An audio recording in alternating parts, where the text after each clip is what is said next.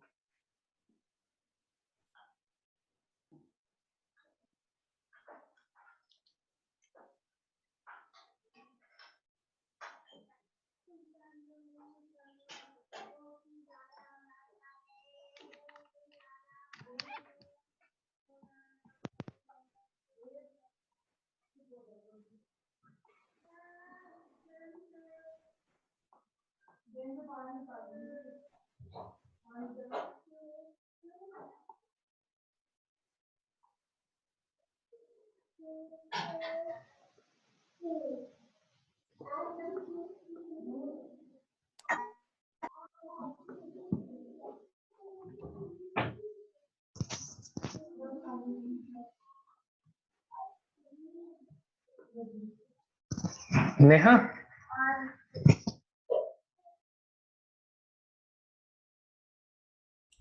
नमस्कार, good evening. I hope आप सब लोगों का कोर्स बहुत अच्छा चल रहा है और जिन लोगों को प्रॉब्लम था बेसिक्स के लिए, उनके लिए क्लासेस हैं। तो उसमें मैं देख रहा हूँ कि बहुत सारे लोग ऑलरेडी बहुत एजुकेटेड हैं। आप लोग मोर देन वेलकम, सुन सकते हैं आप, सुनिए, पर प्लीज डिस्टर्ब मत करिए बीच में। मैंने अभी अभी किसी को कोई म्यूजिक बजा रहा था तो मैंने उनको बाहर निकाला है। तो जो मेन क्लासेस है, जो मेन ऑब्जेक्टिव है क्लास का, वो उन बच्चों को हेल्प करना है या उन स्टूडेंट्स को हेल्प करना है जिनको हाउसेस काउंट करने में प्रॉब्लम हो रहा था, एस्पेक्ट्स के अंदर प्रॉब्लम हो रहा था कि एस्पेक्ट्स कैसे काउंट करा जाता है। ये क्लासेस आपके रेट्रोग्रेशन के लिए नहीं है, एक्सॉल्शन डेबिलेशन के लिए नहीं है, क्योंकि जो पहला कोर्स है आपके 24 क्लासेस हैं। मैं बता देता हूँ कि जो फॉर्मेट है मेरे दिमाग में, लेसन प्लान जो मैं देखता हूँ वो किस तरीके से चलता है। वो 30 डिग्री जोडियाक है। जब तक आप उस 30 डिग्री के जोडियाक को मैंने पढ़ाया है, मतलब मेष राशि किस तरीके से काम करेगी, वृष राशि किस तरीके से काम करेगी, वो पहले सिखाया है। उसके अंदर कौन सा ग्रह आता है, पहले आप वो मास्टर करिए 30 डिग्री के अंदर, कि अगर मेष में शनि आएगा तो किस तरीके से काम करेगा, मेष में शुक्र आएगा तो किस तरीके से काम करेगा। उसके अंदर कुछ एग्जांपल्स मैंने दिए हैं, बाकी आपको मेहनत करना है, स्पून फीडिंग नहीं। उसके बाद 13 डिग्री 20 मिनट नक्षत्र का पार्ट है। उसके बाद का जो कोर्स है उसके अंदर मैं एक्साल्शन डेबिलेशन समझाऊंगा, जो कि भागवत पुराण से इसके अंदर का कोर्स है, मतलब वो भागवत पुराण और वो दोनों साथ साथ हैं। तो अगर आपको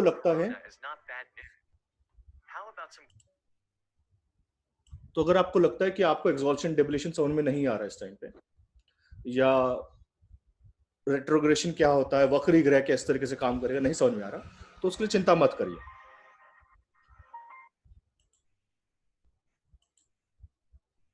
ओके, मेरे को जो जो बीच में वॉइस करता हुआ दिख रहा है ना, मैं उसको बाहर ऑटोमेटिकली निकाल रहा हूँ, बिकॉज अगर आपको क्लास में नहीं बैठना आ रहा, मत आइए, मतलब मेरे को फर्क नहीं पड़ता, तो आपको रिकॉर्डिंग मिल जाएगा ना, क्लास को डिस्टर्ब मत करिए। रेट्रोग्रेशन के लिए या एक्सॉल्शन डेबिलेशन के लिए उसको समझना कि क्यों मिला है। बात ये नहीं कि उसका इफेक्ट क्या है, वो पहली बात है मिला क्यों है, चार्ट में क्यों आया है, तो उसके पीछे का जो क्यों है ना, उसको फाइंड करने के लिए इसको सोचिए। तो कई बार आपको लगता होगा कि मैं आपके मेल्स का रिप्लाई नहीं कर रहा, उसका रीजन ये है कि क्योंकि मेल्स के अंदर आप क्वेश्चन ऐसा पूछते हो कि उसका रिप्लाई करना पॉसिबल नहीं है। आप पूछ रहे हो कि सर मेरा नंबर, आप 6 कॉम्बिनेशन एक साथ बता रहे हो मेरे को, और आपको पता है कि मैं एक कॉम्बिनेशन को लेके पूरी रीडिंग करता हूं, कई बार 1 घंटे की, एक कॉम्बिनेशन को एक हाउस के अंदर, मैं उसके बाहर नहीं जाता, 12 घर छोड़ दो, मैं एक कॉम्बिनेशन को भी पूरा कर पाता। आप मेरे को 6 कॉम्बिनेशन बता के पूछे सर मेरा इसका रिजल्ट क्या है, तो आप ना खुद क्वेश्चन गलत पूछ रहे हो, उसमें मैं आपको हेल्प नहीं कर सकता। तो सर ये क्लासेस उनके लिए हैं जिनको हाउसेस काउंट करना आता है। सुरेश जी भी इस क्लासेस को वो टेक ओवर करेंगे। मैं साइलेंटली बैठूंगा आपकी तरह, प्लीज रिस्पेक्ट द क्लास, वो पढ़ा रहे हैं उनसे पढ़िए। प्रोडक्शन के लिए आपके पास जो 24 क्लासेस हैं और जो लगातार 1 साल तक आपको क्लासेस आ रही हैं, उससे सीखिए, ये प्रोडक्शन के लिए क्लासेस नहीं है। आई होप आप लोग रिस्पेक्टफुल तरीके से पढ़ेंगे, बिकॉज लास्ट टाइम भी मैं देखा कि बहुत कमोशन था, पीछे गाने चल रहे हैं, लोग म्यूट नहीं कर रहे हैं, so please respect the class, otherwise we have to make you leave. Suresh, you can take over. I will go to the silent mode now. Vicky, you are in the class, or Darshan ji, you are in class? Who is in the class right now? So I'm here. Okay, Darshan ji, can you do the admin today? Not used to the Zoom interface. Okay, Pratik, or who is available here, who can do the admin work today?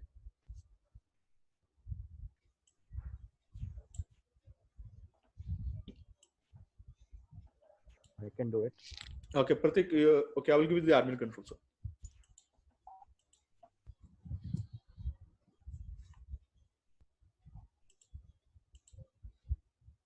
Pratik, you are the host. I will sit quietly. I will do some other work. Suresh ji, you can take over.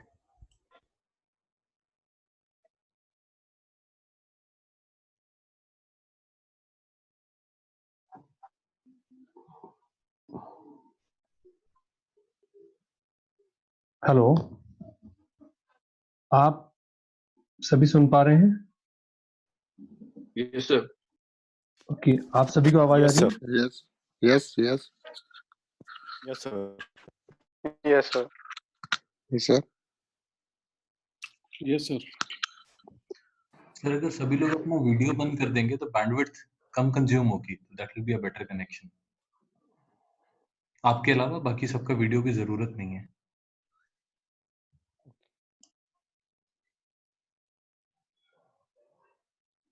Thank you Deepanshu sir, thank you so much. And आप सभी को बहुत बहुत नमस्कार मेरी तरफ से। मैं सूरज जेटली फिर से वेलकम करता हूं।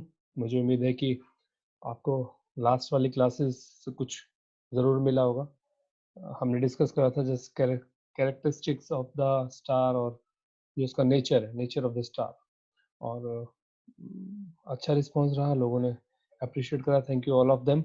और आज ये सेकंड क्लास है तो आज हम बताना चाहेंगे कि कोशिश करेंगे कि बेसिक कोर्स है तो हम ये एस्पेक्ट यानी कारक जो है ये जो है आप कैसे देखेंगे कारक ग्रह।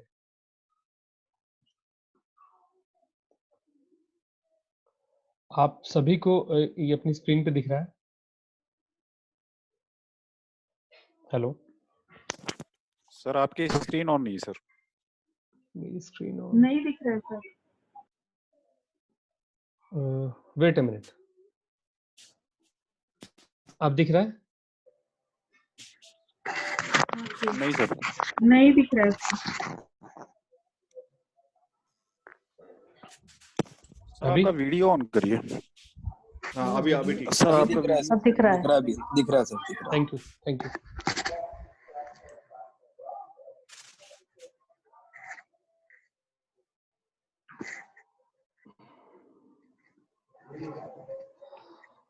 हाँ, तो सबको सुनाई दे रहा होगा आई थिंक। Yes sir. जी, तो ये है 12th house of horoscope and their karaka. कारक मीन्स कि आपको जो अलॉट हुए हैं, ग्रहों को भी अलॉट हुए हैं घर, तो ये कारक हैं आपके। जहां पर मैंने 1 नंबर लिखा यानी एरीज मेष राशि, और मेष राशि का जैसे कि स्वामी मंगल है तो ये पहला घर जो है वो मंगल का रहेगा, मार्स का रहेगा। इसी तरह से सेकंड हाउस, मतलब आप ये देखिए कभी कभी आप लोगों ने सुना भी होगा कि कारक भी तो सर है यहाँ का, 7th लॉर्ड का कारक सर वीनस है, तो वो कारक यही है।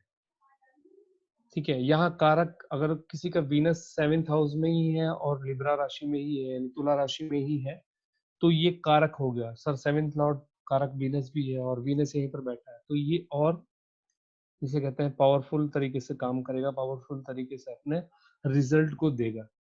तो यहाँ पर सेकंड हाउस में भी वीनस है। आप इसे ऐसे समझ सकते हैं कि जिस तरह से राशि के स्वामी है वैसे ही कारक है।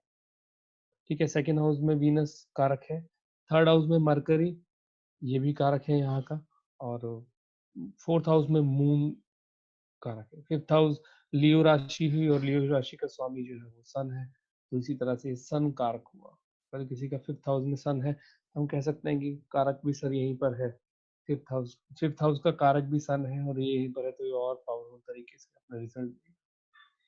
इसी तरह सिक्स्थ मरकरी, सिक्स्थ में मरकरी और 7th में वीनस, जैसे मैंने पहले कहा।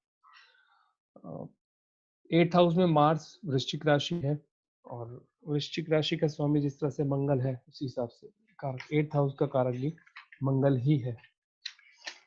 नाइन्थ में जुपिटर धनु राशि का स्वामी जो है वो बृहस्पति है, तो उसी हिसाब से नाइन्थ में हम लोग हमेशा यही कहते हैं, जो भी आप लोग बिगिनर्स हैं और जो भी यहाँ पर हैं वो यही कहेंगे नाइन्थ में जुपिटर बृहस्पति बहुत अच्छा माना जाता है। तो कारक ही है वो, राशि कोई भी हो लेकिन कारक है। हाँ, अगर जो वो सेजिटेरियस में रहेगा, सॉरी कैप्रिकॉन में रहेगा तो वो और अच्छा रिजल्ट देगा, और इसी के साथ पाइसिस में रहेगा तो उससे और बेहतर रिजल्ट देगा।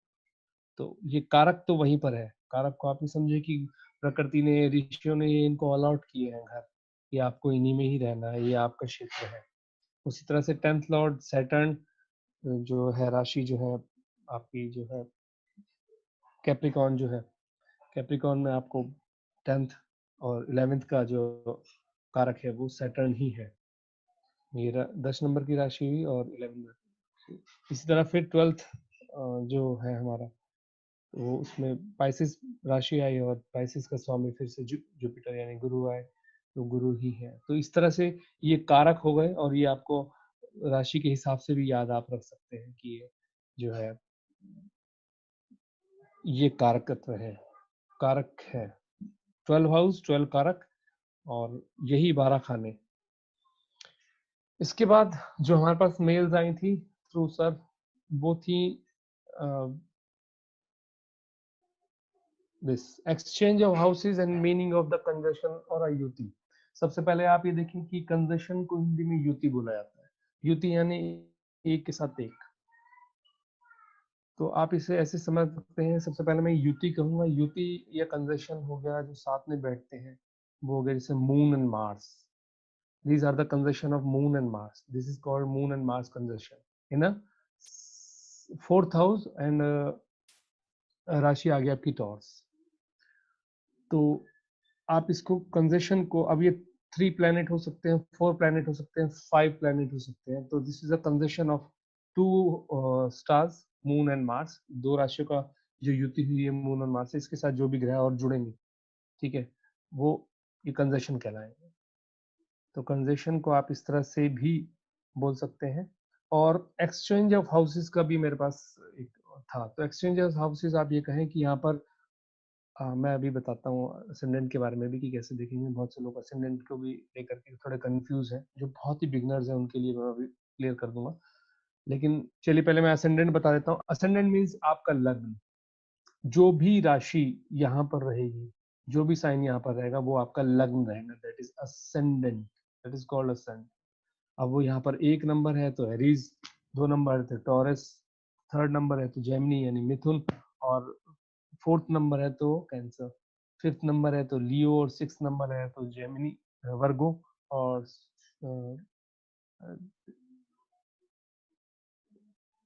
तो ये जो भी नंबर की राशि रहेगी आप उसको असेंडेंट लॉर्ड कहेंगे। और यहाँ पर नंबर लिखा हुआ है 11, तो इट मींस एक्यूरियस। कुंभ राशि यानी कुंभ का लगन और कुंभ का स्वामी सैटर्न, आप और हम जानते हैं कुंभ का राशि का स्वामी है सैटर्न, तो ये हम ये कहेंगे कि कुंभ लग्न है। असेंडेंट जो है सर वो एक्वेरियस है। तो यहाँ पर लिखा हुआ नंबर ही आपका असेंडेंट है और असेंडेंट का नंबर ही हम हमेशा कहेंगे। ये बहुत ही इंपॉर्टेंट चीज है, ठीक है, जो आप लोग सभी जानते हैं, लेकिन फिर भी ये रिकॉल क्योंकि बिगिनर्स के लिए है, बहुत स्टार्टिंग के लिए है, तो इसलिए बताया जा रहा है। यहाँ पर जो भी ये असेंडेंट है ये आप है, आपका तन है, आपकी मानसिक आयु है, ठीक है। तो इस असेंडेंट को देखकर ही आगे चलेंगे हम कि 12 सेकंड लॉर्ड फिर यहाँ पर हो गया, आप सेकंड राशि होगी आपकी, साइन हो गया आपका पाइसिस, और 3rd जो साइन हो गया वो आपका एरीज हो गया, सेकंड। उसी हिसाब से क्रम पर ये चलेंगे, लेकिन 12 खानों से ज्यादा नहीं चल पाएंगे क्योंकि ये 12 में ही सिमट जाएगा सारा। अब यहाँ पर बहुत सौ का क्वेश्चन था कि एक्सचेंज ऑफ हाउसेज क्या है। सपोज करिए कि आपने एक्यूरियस लगन का ये कुंडली है, तो इसमें हम देखेंगे कि 9 नंबर यानी 9th हाउस में कौन सी राशि आई, 9th हाउस में राशि आई यहाँ पर हमारी तुला राशि। और तुला राशि का स्वामी जो हुआ है वो कौन है, वो है वीनस यानी शुक्र। शुक्र यहाँ लगन में आ गया असेंडेंट, और जो असेंडेंट का लॉर्ड है वो सैटर्न है, और सैटर्न कहाँ पर आ गया 9th हाउस में, वो भी 7th की राशि में लिब्रा में। ये लिब्रा में आ गया, that is called exchange of houses. यही है एक्सचेंज होना हाउसेस के लॉर्ड्स का। ये बहुत बड़ा राजयोग होता है, अभी ये बताना जल्दबाजी होगा, लेकिन एक्सचेंज ऑफ हाउसेस बहुत कभी कभी हो जाता, कभी कभी नहीं, लगभग होता ही है। लेकिन ये मैं एक एग्जांपल था यहाँ पर कि वीनस यानी 9th लॉर्ड जो है वो असेंडेंट की राशि में हो और असेंडेंट लॉर्ड जो है वो 9th लॉर्ड की राशि में हो। ठीक है, तो ये कहलाता है एक्सचेंज ऑफ हाउसेस। एक्सचेंज किस किस का हुआ? यहाँ पर वीनस का हुआ, ठीक है, वो सैटर्न के घर में आ गया, और सैटर्न जो है वो वीनस के घर में आ गया। तो जब भी आपको ये लगे कि इस तरह का कोई कॉम्बिनेशन है या इस तरह का कोई एक्सचेंज है, तो आप इसे एक्सचेंज ऑफ हाउसेस की कह सकते हैं। इसी तरह से फॉर एग्जांपल एक और दे सकते हैं, एक और बोल सकते हैं कि जैसे मान लीजिए यहाँ पर अभी एक्यूरिस लगन है, कुंभ लगन का उदय हुआ है, तो कुंभ लगन ये है, यहाँ पर सैटर्न यहाँ पर हो जाता, और लियो का स्वामी है सूर्य, सूर्य यहाँ पर हो जाता, तो ये भी एक्सचेंज ऑफ हाउसेज हो जाता कि असेंडेंट लॉर्ड जो 7th में आ गया और 7th लॉर्ड जो है वो असेंडेंट में चला गया, दैट इज आल्सो ए योग कारक। तो एक्सचेंज ऑफ हाउसेस ये है। मैं कंजेशन को एक बार और समझा देता हूँ कि कंजेशन में हम ये देखते हैं कि किन किन ग्रहों का कंजेशन है, ठीक है, जैसे मरकरी और राहु दोनों यहाँ पर हैं, तो ये भी कंजेशन हुआ। किसी को ये भी बोलना हो आपको, कोई पूछे आपसे कोई इस हाउस में कितने ग्रहों का कंजेशन है, तो आप बोल सकते हैं सर 5th हाउस में जेमिनी राशि है, मिथुन राशि है, और मरकरी और राहु यानी बुध और राहु का कंजेशन है, ठीक है, यहाँ पर केतु अकेला है। या फिर 4th हाउस में सर कहते हैं टॉर्स राशि है, और टॉर्स में मून और मार्स का कंजेशन है। तो जितनी भी युतियां होंगी, जितने भी साथ में जोड़ होंगे, जोड़ को ही हम कंजेशन कहेंगे।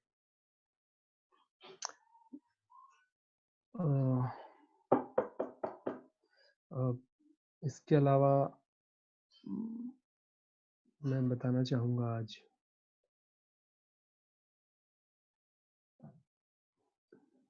राशि एंड हिज स्वामी, जो मैंने पहले भी बताया, राशि और इनके स्वामी। राशियों में सूर्यदेव को छोड़ करके सबने एक एक राशि ली, क्योंकि सूर्यदेव जो है वो खुद में राजा है और राजा सिर्फ एक होता है। तो सबसे पहले हम स्टार्ट करेंगे जो पहले भी मैंने बताया था, तो मेष और एरिस जो है इनके स्वामी है मार्स और मंगल। लाल रंग है इनका, जैसा कि पिछली क्लास में भी हमने इनके बारे में बताया था कि बहुत एग्रेशन के साथ, बहुत उत्साह के साथ, बड़ी एनर्जी के साथ अपना काम करने वालों में से ये राशि जहां भी पड़ेगी तो वो एग्रेशन को ही दिखाएगी। इसके अलावा वृष राशि यानी टॉर्स, मैंने कोशिश करी है हिंदी में भी लिखने के लिए और इंग्लिश में भी लिखने के लिए, और स्वामी भी मैंने वैसे ही मंगल और मार्स लिखे हैं, और कोशिश करिए कलर भी वैसे ही है, सो दैट इजिली आपको याद रहे कि इनके कलर्स कैसे हैं। तो वृष राशि के स्वामी है शुक्र, और शुक्र वृष राशि के स्वामी है शुक्र। इसके अलावा मिथुन जेमिनी यानी मरकरी, बुध यानी राजकुमार, ग्रहों में राजकुमार ही है ये। इसके अलावा 4th राशि आई आपकी कर्क यानी कैंसर के लॉर्ड जो बने वो बने हैं चंद्र। मन का कारक चंद्रमा, मन है माता, चंद्रमा है माँ। तो ये देखिए, जैसे कि मैंने पहले कहा सिंह राशि लियो, और लियो की सिर्फ एक ही है, वो है सूर्य। यहाँ पर मैं दोबारा से फिर से बताता चलूं, मंगल वृश्चिक यानी स्कॉर्पियो और एरीज के ऑनर है, एरीज के मालिक हैं, 2 राशियों के स्वामी हैं, और शुक्र जो है वो टॉर्स और लिब्रा के ऑनर है। इसके अलावा वृष और तुला राशि के ही ये संचालक भी बोल सकते हैं आप, इनको मालिक बोल सकते हैं। तो इस तरह से, इसी तरह बुध को भी 2 राशियां मिली, बुध को मिली है मरकरी, बुध है मरकरी और मिथुन राशि, और मिथुन राशि के अलावा यहाँ मिथुन और कन्या, वर्गो राशि, दिस वन। तुला राशि में शुक्र आ ही गए हैं हमारे। कर्क यानी चंद्रमा को भी एक ही राशि मिली, क्योंकि चंद्रमा रानी भी कहलाती है, तो चंद्रमा को भी कर्क राशि मिली, राजा और रानी, ठीक है। उसे कई लोग रानी भी बोल देते हैं, क्योंकि स्त्री जैसा दिखने वाला ग्रह है, बड़ा सौम्य है, तो उसको भी सिर्फ एक ही मिला। यहाँ पर फिर हम बात करेंगे मंगल की, वो उसको भी 2 ग्रह मिले। अब आते हैं गुरु और शनि। गुरु सबसे बड़े प्लैनेट है, बहुत ज्यादा आकार में भी बहुत बड़े हैं, तो इनको भी धनु राशि मिली, सेजिटेरियस, और मीन राशि मिली यानी पाइसिस। इसके अलावा शनिदेव, जी हाँ, शनिदेव को भी 2 राशियां मिली, मकर और कुंभ यानी कैप्रिकॉर्न्स एंड एक्वेरियस। तो इसी तरह से सूर्य जो है और चंद्रमा को है एक एक राशि मिली, राज करने के लिए, राज्य करने के लिए आप कह सकते हैं, और बाकी सभी ग्रहों को 9 राशि। अब आप इसमें कहेंगे कि राहु और केतु कहाँ है? तो राहु की अपनी कोई राशि नहीं है, लेकिन ये बुध बुध के में ही जिस तरह का है, जिसके साथ बैठता है, जिस राशि में बैठता है, उसी के हिसाब से अपना रूप बनाता है या उसी हिसाब से अपना एक्ट करता है। तो आप राहु को आप ऐसा मानिए कि जो भी किताबों में जितना भी दिया हुआ है, ये मिथुन राशि यानी जेमिनी राशि में उच्च का रहेगा, और सेजिटेरियस धनु राशि में ये नीच का रहेगा। वहीं सामने क्योंकि केतु है, राहु और केतु आमने सामने रहेंगे 180 डिग्री से, तो ये केतु जो है वो सेजिटेरियस में उच्च का रहेगा यानी एक्साल्टेड रहेगा, और मिथुन राशि में डेबिलिटेड रहेगा। तो ये हुआ राशियों के स्वामी और राशि। इसके अलावा जो फोर्थ मैं थोड़ा सा बताना चाहूंगा, कोशिश करूंगा। इसमें जो न्यू कमर्स है, मेरी रिक्वेस्ट रहेगी कि इस पे डिग्रीज पे ध्यान मत दें अभी, ठीक है? अभी डिग्री कहना जल्दबाजी होगा, लेकिन ये स्लाइड बन गई थी तो फिर मैंने इसको मिटाया नहीं, लेकिन फिर भी मैं बताता चलूंगा आप लोगों को कि मार्स जो है, मंगल जो है एरीज राशि में एग्जाल्टेड रहेगा 10 डिग्री तक, ठीक है? मैं बस ये बोलूंगा, लेकिन आप सिर्फ अभी मार्स रखें कि एरीज में मंगल उच्च का रहेगा, एग्जाल्टेड रहेगा। उसी तरह वृष में जो है चंद्रमा उच्च के रहेंगे, लेकिन 3 डिग्री तक। मिथुन राशि में राहु, जैसे मैंने पिछली स्लाइड में भी बताया था कि राशि 15 डिग्री तक एग्जाल्टेड रहेंगे। उसी तरह कर्क राशि में चंद्रमा जो है, वो गुरु जो है, जुपिटर जो है 5 डिग्री तक एग्जाल्टेड रहेंगे, क्योंकि काफी बड़े ग्रह हैं, तो इसलिए 5 डिग्री के बाद ही ये एग्जाल्टेड तक रहेंगे, एग्जाल्टेड। सिंह राशि अगेन वही बात है कि ना तो सूर्य की राशि में कोई उच्च रहेगा, ना कोई नीच रहेगा, क्योंकि सूर्य अपने आप में ही राजा है। आप ये मान के चलें कि सूर्य से सब नीचे ही है, सूर्य से सब ऊपर कोई भी नहीं है। कन्या राशि में बुध 15 डिग्री तक एग्जाल्टेड रहेगा। उसी तरह फिर तुला राशि में शनि यानी सैटर्न रहेंगे। इसमें इन्होंने इनकी डिग्री नहीं दी गई है, लेकिन तुला राशि में शनि जो है वो एग्जाल्टेड रहेंगे। स्कॉर्पियो राशि में कोई भी ग्रह उच्च का नहीं रहेगा, ये याद रख के चलें, ठीक है? सिंह और जो है ये वृश्चिक राशि में मंगल जो है, जो स्वामी है लेकिन एग्जाल्टेड। धनु राशि में जो है वो केतु, जिसे कहते हैं कि उच्च के रहेंगे 15 डिग्री तक। उसी तरह मकर राशि में, जो कि शनि की राशि है, लेकिन मंगल भी एग्जाल्टेड है 28 डिग्री तक। कुंभ राशि में कोई भी ग्रह उच्च का नहीं है, ठीक है? उसी तरह फिर मीन में है कि गुरु जो है वो एग्जाल्टेड रहेंगे 5 डिग्री तक। काफी बड़ा ग्रह है गुरु, गुरुदेव गुरुओं के जो है देवताओं के गुरु हैं, तो इसलिए बहुत कम डिग्री पर ही रहते हैं। एग्जाल्टेड मैंने उच्च।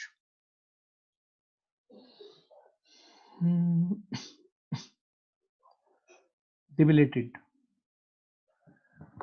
बहुत सिंपल सा रूल है कि जो ग्रह जिस राशि में उच्च का रहेगा यानी एग्जाल्टेड रहेगा, अपने से सामने वाली राशि में वो डेबिलेटेड हो जाएगा यानी नीच का हो जाएगा। मैं एग्जांपल अभी आपको दे दूंगा, ठीक है? लेकिन फिर से ये कहूंगा कि मार्स में जो है शनि जो है मेष राशि यानी एरीज में नीच का हो जाएगा, डेबिलेटेड हो जाएगा 20 डिग्री तक। उसके बाद उसको वो दोष नहीं लगेगा। उसके अलावा मिथुन राशि में केतु, जैसे मैंने पहले बताया था कि 15 डिग्री तक ये डेबिलेटेड रहेगा। कर्क राशि में मंगल 28 डिग्री तक डेबिलेटेड रहेगा। और अगर जो आप, मैं पिछली स्लाइड में और भी दिखा दूंगा कि आप कैसे उसको देख सकते हैं बड़ा आसान तरीके से। सिंह राशि में ना कोई उच्च ना कोई नीच, तो सिंह राशि में कोई नहीं है, लेकिन कन्या राशि में शुक्र जो है वीनस 27 डिग्री पर डेबिलेटेड हो जाएगा, तक डेबिलेटेड रहेगा। तुला राशि में सूर्य जो है नीच का रहेगा। तुला राशि 10 डिग्री तक, 10 से पहले आप इसको डिग्री वाइज ऐसे समझिए कि अगर जो जैसे मान लीजिए सूर्य जो है वो 3 डिग्री तक तुला राशि में है, अगर आप डिग्री वाइज देखेंगे इसको, तो 3 डिग्री तक अगर सूर्य तुला राशि में है तो ये डेबिलेटेड है, अपना बुरा परिणाम देगा ही देगा एज ए नीच ग्रह के हिसाब से। और अगर जो 10 डिग्री से ऊपर हो जाए, इट मीन्स कि उसका वो प्रभाव कम हो जाएगा। वृश्चिक राशि में चंद्रमा जो है वो 3 डिग्री तक डेबिलेटेड रहेगा। धनु राशि में राहु 15 डिग्री तक डेबिलेटेड यानी नीच का रहेगा। मार्स जो है वो जुपिटर, मकर राशि में गुरु जो है वो जो है 5 डिग्री तक ही डेबिलेटेड रहेगा यानी नीच का रहेगा। कुंभ राशि में फिर से कोई भी ग्रह जो है उच्च और नीच का नहीं रहेगा। मीन राशि में बुध, 12 नंबर की राशि में बुध जो है वो मरकरी आपका 15 डिग्री तक डेविलेटेड रहेगा। आप अभी डिग्री वाइज ध्यान ना दें, ये जस्ट फॉर अ नॉलेज आपको मैंने ये बताया है। डिग्री काफी आगे की जगह आगे की चीज है, तो आई रिक्वेस्ट यू कि अभी इन पे ध्यान मत देना। अभी आप सिर्फ इन पे ध्यान देना कि कौन सी राशि में कौन सा स्टार जो है डेबिलेटेड या एक्साल्टेड हो जाता है। ठीक है, अब मैं आपको थोड़ा सा एक एग्जांपल दे देता हूँ कि ये आप देखेंगे कैसे।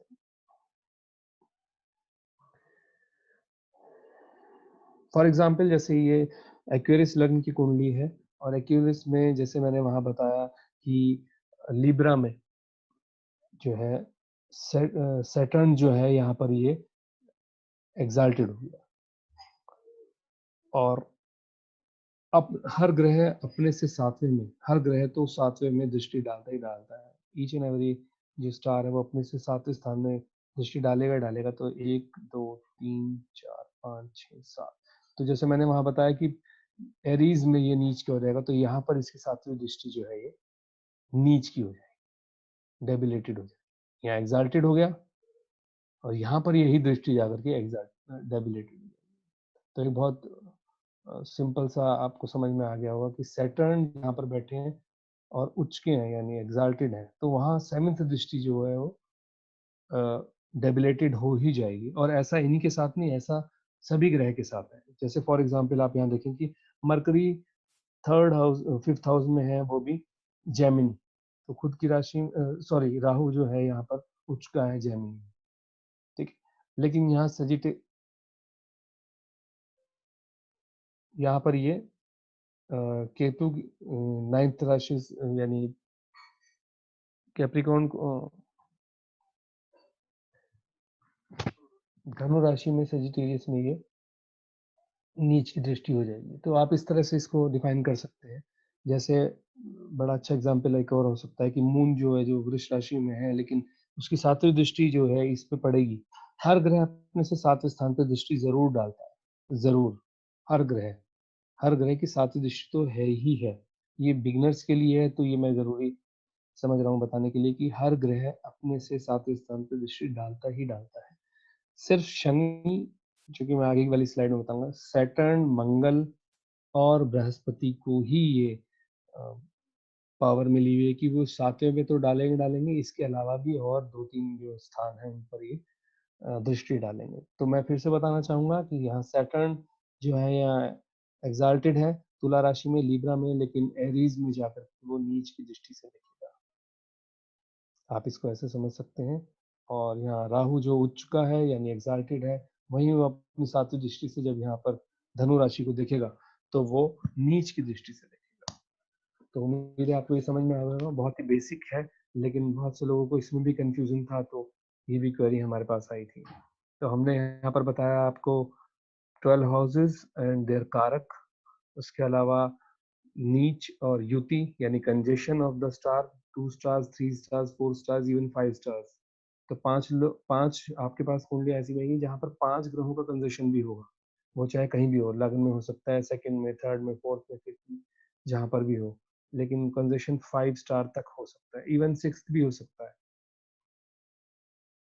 6 ग्रहों का जमावड़ा भी हो सकता है। 7वां ग्रह 6-7 ग्रहों का जमावड़ा भी हो सकता है। जैसे सपोज करिए सिर्फ राहु और केतु ही बाहर होंगे, क्योंकि केतु के सामने से वो, राहु के सामने या केतु के सामने कोई भी दूसरा स्टार हो सकता है।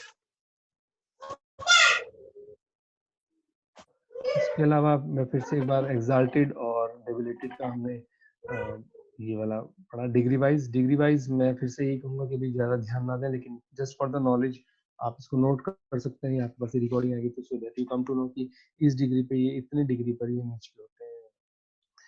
अब बात करते हैं दृष्टि ऑफ सैटर्न। मैंने जैसे कहा था कि हर ग्रह अपने से सातवें पे तो दृष्टि डालता ही डालता है, लेकिन शनि यानी सैटर्न को, बृहस्पति यानी जुपिटर को, और मंगल यानी मार्स को, ये सब शक्ति हैं कि ये इसके अलावा 7th के अलावा भी और 2 दृष्टियां रखते हैं। तो पहले बात करते हैं सैटर्न की। सैटर्न जो है वो अपने जहां पर भी बैठते हैं वहां से 3rd सेवेंथ और 10th की दृष्टि डालते डालते हैं। फॉर एग्जाम्पल जैसे सैटर्न यहाँ पर हमने देखा कि असेंडेंट जो है वो जेमिनी है, जेमिनी में है, और असेंडेंट जो है ये यहाँ पर सैटर्न है। तो हमें जो काउंट करना है, ये दृष्टियां कैसे डालते हैं वो ऐसे करते हैं। ये जहाँ ये बैठे हैं वहां पर 1 1 2 3, यानी ये लियो की दृष्टि डालेंगे 3 4 5 6 7, यानी सजिटेरियस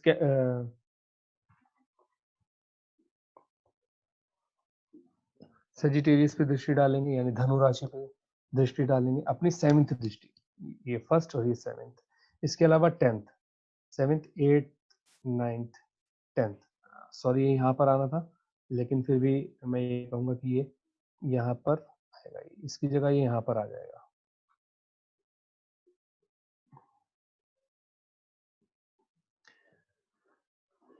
तो यहाँ पर 10th हाउस में, यानी पाइसिस पे दृष्टि डालेगा, इंस्टेड ऑफ दैट ये यहाँ से। तो फिर से बता देता हूँ, जैसे सैटर्न लग्न में है तो ये दृष्टि डालेंगे 3rd हाउस पे, फिर डालेंगे 7th हाउस पे, और फिर डालेंगे 10th हाउस पे। ठीक है, फॉर एग्जाम्पल हम ले लेते हैं यहाँ पर 4th हाउस में सैटर्न ले लेते हैं यहाँ पर, तो ये दृष्टि डालेंगे कहाँ पर 1 2 3 6th हाउस में, 4 5 6 और 7, यानी 10th हाउस पे अपनी 7वीं दृष्टि डालेंगे, 7th जो दृष्टि है, और 7th के बाद 8 9 10, यानी असेंडेंट यानी लग्न पे भी दृष्टि डालेंगे, यानी 4th में बैठ करके 6th में 10th में और लॉर्ड मतलब असेंडेंट पे भी दृष्टि डालेंगे। तो ये बेसिक दृष्टियां हैं जो शनिदेव को ऋषियों ने प्रदान करी हैं, जिसको हम कैलकुलेट करते हैं। 3 दृष्टि शनि की, फिर हम देखते हैं अभी दृष्टि ऑफ जुपिटर्स और गुरु। गुरु सबसे बड़े ग्रह हैं, देवताओं के गुरु हैं, बार बार मैं ये बात जरूर कह रहा हूँ। और ये जो जैसे यहाँ पर असेंडेंट जो है, यहाँ पर फिर से मैं कहूंगा कि एक्वेरियस है, कुंभ लगन है, तो कुंभ लगन में अगर जो लगन में ही जुपिटर बैठे तो हम कैसे कैलकुलेट करेंगे, जुपिटर जो डालेंगे दृष्टि पर डालेंगे 1 2 3 4 5, 5th में 6th और 7th में, और 8th और 9th। तो ये दृष्टि डालेंगे, आप इसको ऐसे समझिए कि 5th हाउस में, 7th हाउस में और 9th हाउस में, अपने से जहां पर भी ये बैठेंगे वहां पर अपना 3 जगह और प्रभाव रखेंगे। जहां पर बैठेंगे वहां तो प्रभाव है ही है, उसके अलावा भी 3 जगह पर ये प्रभाव डालेंगे। फॉर एग्जाम्पल जैसे आपका बृहस्पति बैठा है तुला राशि, यहाँ पर बैठा है आपका, तो आप इसे कैसे काउंट करेंगे, लिब्रा में बैठा है तो कैसे काउंट करेंगे, इसको काउंट करेंगे 1 2 3 4 5, यानी लग्न पे प्रभाव डालेंगे, इनकी 5वीं दृष्टि लग्न पे रहेगी। 6th और 7th, 7वीं दृष्टि जो रहेगी एरीज में रहेगी, यानी पराक्रम भाव में। 7th 8th और 9th, और उसके बाद ये जेमिनी पे ही दृष्टि डालेंगे, और ये इनकी होगी 9th दृष्टि। अपने से 5वें 7वें और 9वें भाव पे ये दृष्टि डालेंगे। ठीक है, अपने से 5वें 7वें और 9वें पे। फिर दोबारा से एक बात बता देता हूँ, मंगल डालेंगे 3रे 7वें और 10वें पे। 3rd हाउस 7th हाउस और 10th हाउस, सॉरी सैटर्न जो डालेंगे 3rd हाउस 7th हाउस और 10th हाउस, और वहीं जो गुरु डालेंगे वो डालेंगे 5वें पे 7th पे और 9th पे। अब हमारे पास आएंगे मंगल। मंगल जो डालेंगे, मंगल को जो शक्ति प्रदान की ऋषि मुनि ने, या जिनको जो कैलकुलेशन करी वो करी है कि मंगल यानी ये मार्स हमें एरीज लगन हुआ उदय। आज इतनी बार एग्जांपल देके कोशिश करिए तो एरीज लग्न यहाँ पर लिखा हुआ लग्न है, तो कोशिश रहेगी कि आज ये क्लियर हो जाएगा कि हाँ लग्न कौन सा है, तो ये पता चल जाएगा कुछ बिगिनर्स को। तो एरीज लग्न यहाँ पर उदय हुआ, और मार्स को जो है 3 7 और 8, तो वो कैलकुलेट करेंगे 1 2 3। तो 3rd दृष्टि मंगल की यहाँ पर आई, उसके अलावा 3 4 5 6 7, 7वीं दृष्टि आई 7th हाउस पे, और उसके बाद तुरंत 8th दृष्टि यहाँ 8th हाउस।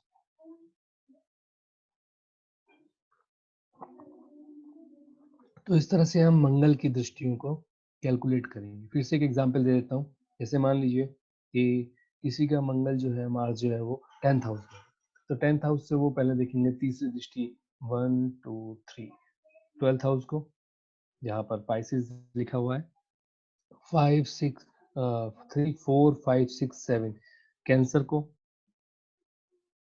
7th दृष्टि से, और 8th दृष्टि उनकी सिंह राशि पर पड़ेगी यानी लियो पर। तो मंगल अपने से तीसरे, 7वें और 8वें भाव को देखेंगे। सुरेश जी ये ना बिल्कुल बेसिक क्लास है, यहाँ पे ना प्लीज वो तीसरा दृष्टि वाली ना वो शायद हो सकता है आपको पता है, बाकी स्टूडेंट्स को नहीं पता उस बारे में। यहाँ पे जो नॉर्मल दृष्टिज हैं 4 7 8 वही इस्तेमाल करिए प्लीज। 4 7 8 ठीक है सर। ठीक है, वो तीसरे वाले इस्तेमाल नहीं करिए इस वाली क्लास के। ठीक है ठीक है।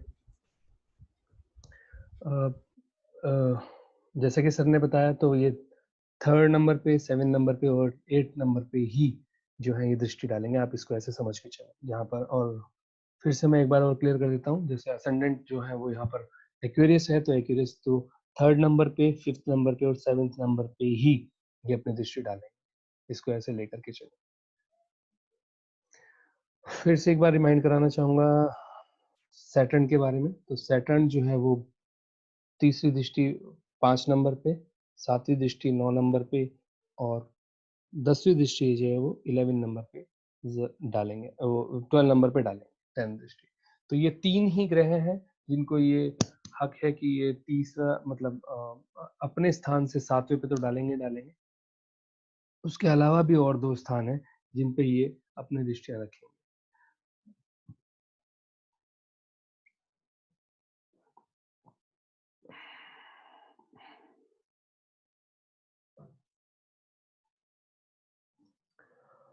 इसके अलावा फिर से कंजेशन के बारे में एक बार फिर से बताना चाहूँगा आपको कि कंजेशन जो है वो 2 ग्रहों, 3 ग्रहों, 4 ग्रहों या 5 ग्रहों का ही जो जमा होते हैं इनको कंजेशन कहा जाता है। और अलग-अलग कंजेशन के अलग-अलग रिजल्ट मिलते हैं। 2-3 कंजेशन के अलग-अलग रिजल्ट रहेंगे।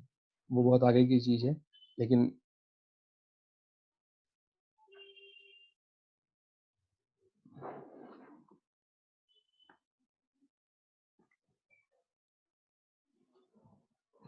इसके अलावा आपको जो मैं बताना चाह रहा था वो बताना चाह रहा था कि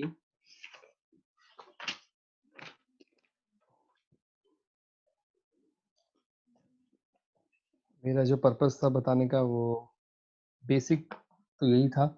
इसके अलावा मार्स में मैंने बताया आपको मार्स का 12th हाउस के कारक हो गए, आपके युति हो गई, कंजक्शन हो गया, एग्जाल्टेड राशि स्वामी भी हो गए।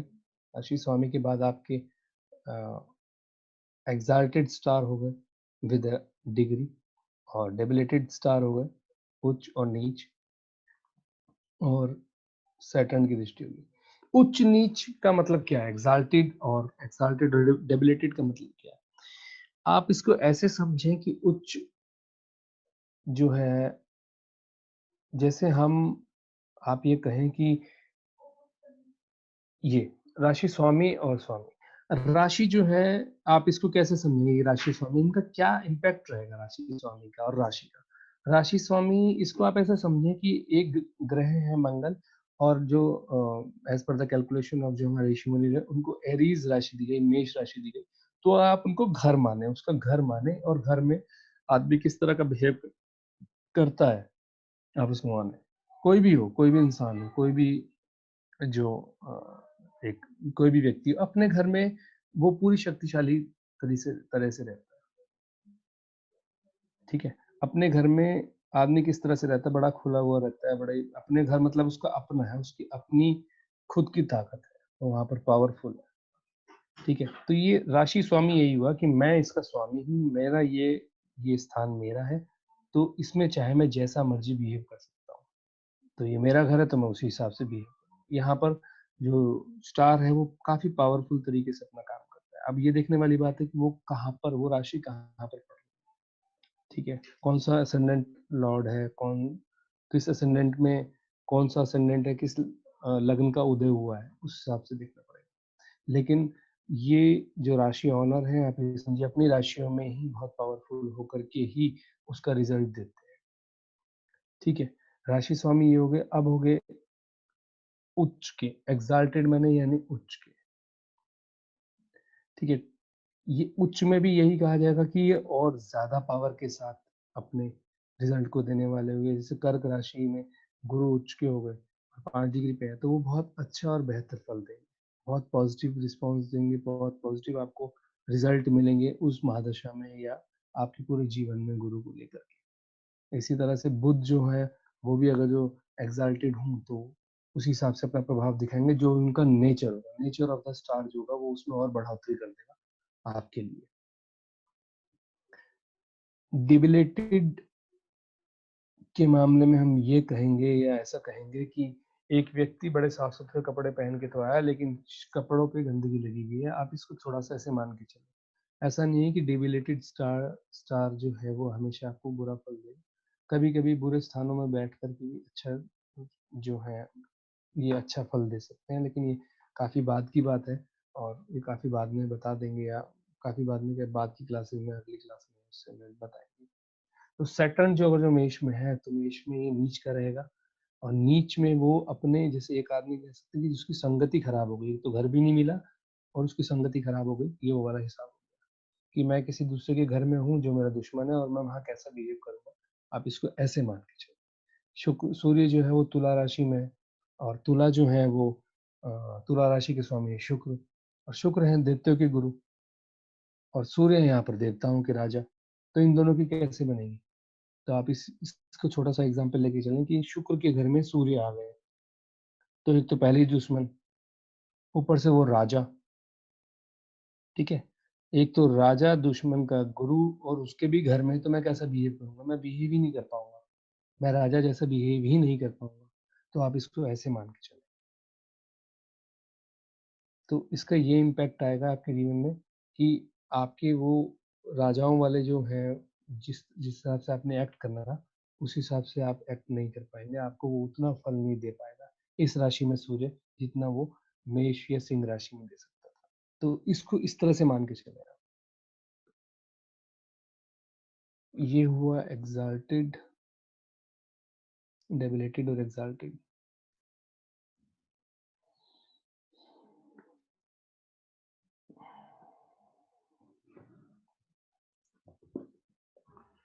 इसके अलावा मुझे 3 ग्रहों के बारे में और बात करनी थी आज, कि इनका उदय या जन्म कहाँ से हुआ, क्यों?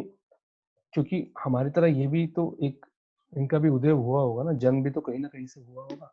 तो मैं आपको ये बताने की कोशिश करूंगा आज सिर्फ 4 ग्रहों के बारे में कि इनका जन्म कहाँ से हुआ, इनके माता पिता कौन थे, थोड़ा सा संक्षेप में, बहुत छोटा सा, कि सो दैट आपको ये पता रहे कि हाँ इनके पिता ये थे। तो सूर्य का जो जन्म हुआ है वो इनके पिता थे कश्यप, कश्यप ऋषि, और माता थी अदिति। और अदिति जो थी वो यक्ष की पुत्री थी, तो इसीलिए इनको आदित्य भी कहा जाता है। तो अदिति पुत्र यानी आदित्य। और सूर्यदेव की भी 2 पत्नियां थी, छाया और संध्या, जिसमें से छाया जो संध्या थी, इनकी 2 पत्नी थी। संध्या से हुई यमुना, ठीक है, और यम। यमुना और यम इनके भाई बहन है, किनके? शनिदेव के। छाया से उत्पन्न हुए शनिदेव। तो क्या सुना आपने? सूर्य की माता अदिति और सूर्यदेव के पुत्र थे, सूर्यदेव के पिता थे कश्यप ऋषि। और कश्यप ऋषि की संतान अगर सूर्य थे तो कश्यप ऋषि की सूर्यदेव की 2 पत्नियां थी। फिर से बोल रहा हूँ आपको, सूर्यदेव की 2 पत्नियां थी, छाया और संध्या। संध्या से हुए यम, जो कि मौत के भी कारक है, यमराज। और यमुना, जो यमुना नदी बहती है वो सूर्यदेव की पुत्री है। जबकि छाया से उत्पन्न हुए शनिदेव। छाया को सूर्य सूर्यदेव ने छोड़ दिया, तो इसीलिए अपने पिता से शत्रुवत व्यवहार करते हैं।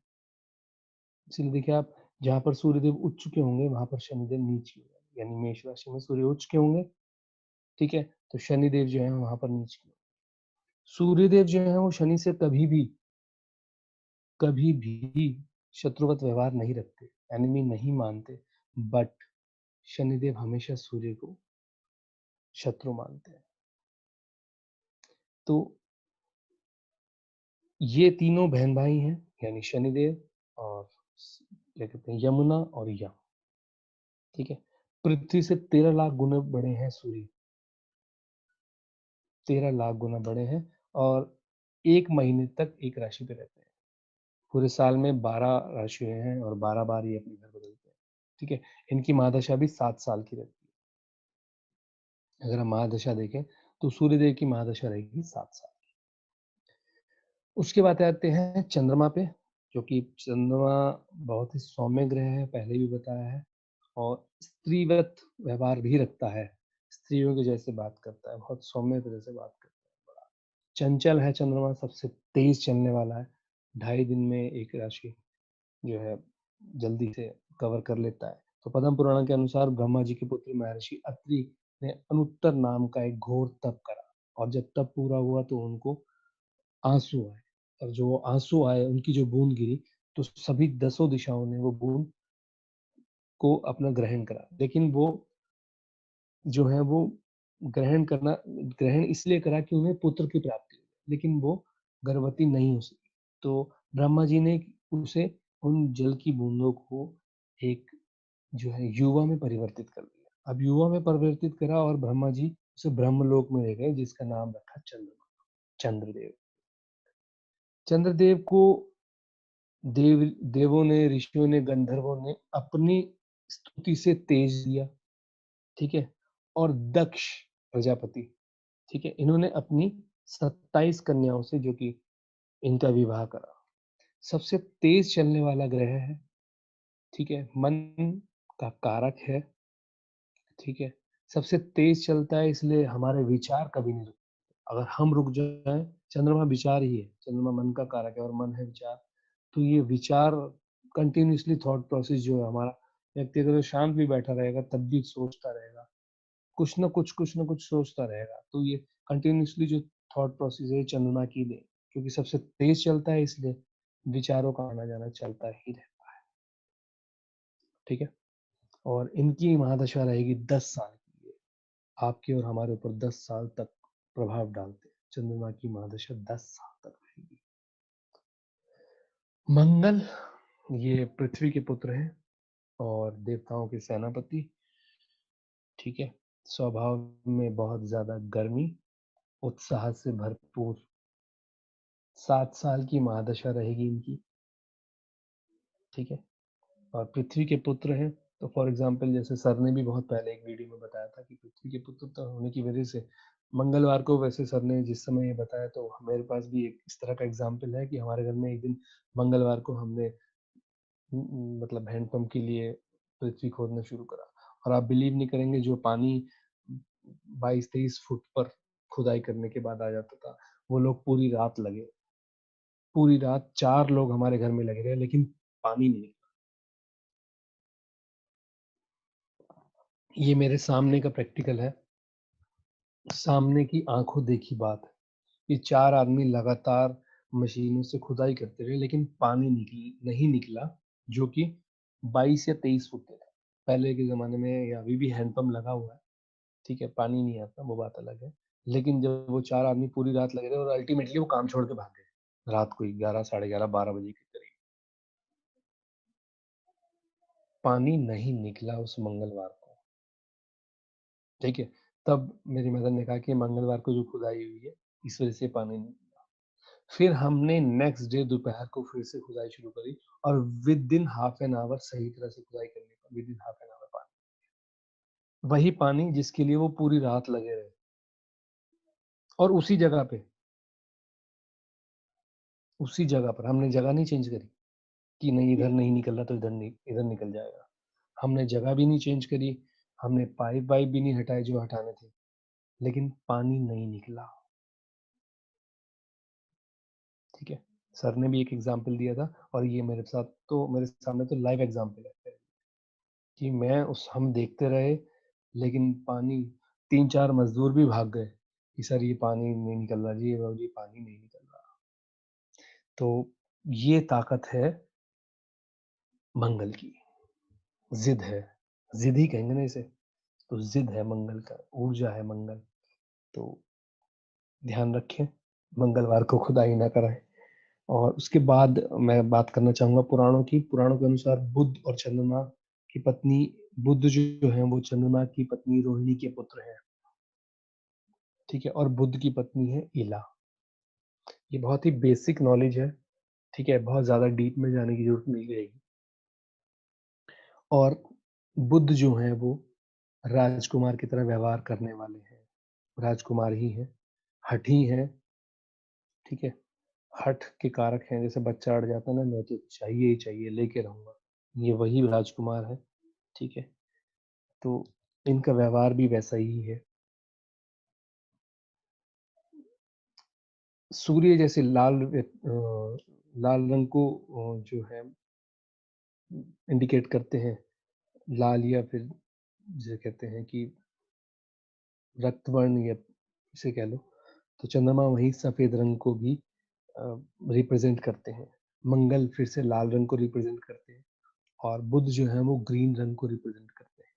मैंने पूरी कोशिश की है कलर्स के लिए भी कि एटलीस्ट आपको याद रहे कि मंगल जो है वो लाल रंग को, शुक्र जो है वो क्रीम कलर, और बुध जो है वो ग्रीन को, चंद्रमा जो है वो व्हाइट को, सूर्य फिर से वही लाल कलर, और शुक्र जो है फिर से क्रीम कलर, गुरु जो है वो बृहस्पति जो है वो केसरिया या पीला कलर भी आप बोल सकते हैं।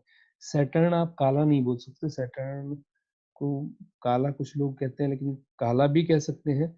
और जो, लेकिन मेरे हिसाब से नीला होता है, नील वर्ण जो है सैटर्न ही है।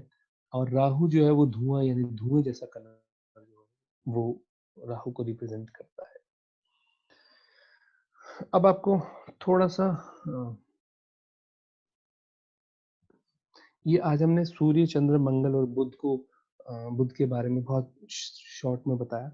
बृहस्पति जो देवताओं के गुरु हैं, इनके बारे में भी मैं आपको थोड़ा सा जस्ट बता देता हूँ कि ये इनका कहाँ से उदय हुआ, और ये कहाँ जो है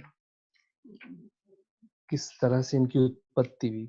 एटलीस्ट ये बेसिक नॉलेज है, ये आपको होनी चाहिए, स्पेशली फॉर बिगिनर्स के लिए। ये जो है कर्दम ऋषि की तीसरी, जो है पुराणों के अनुसार ही है, कर्दम ऋषि की तीसरी पुत्री श्रद्धा से अंगिरा ऋषि का विवाह हुआ, और उनके गर्भ से उत्पन्न हुए, यानी उन्होंने जन्म दिया बृहस्पति को। बृहस्पति को देवताओं का गुरु भी कहा जाता है, और इनको मंत्री पद भी प्राप्त है देवताओं।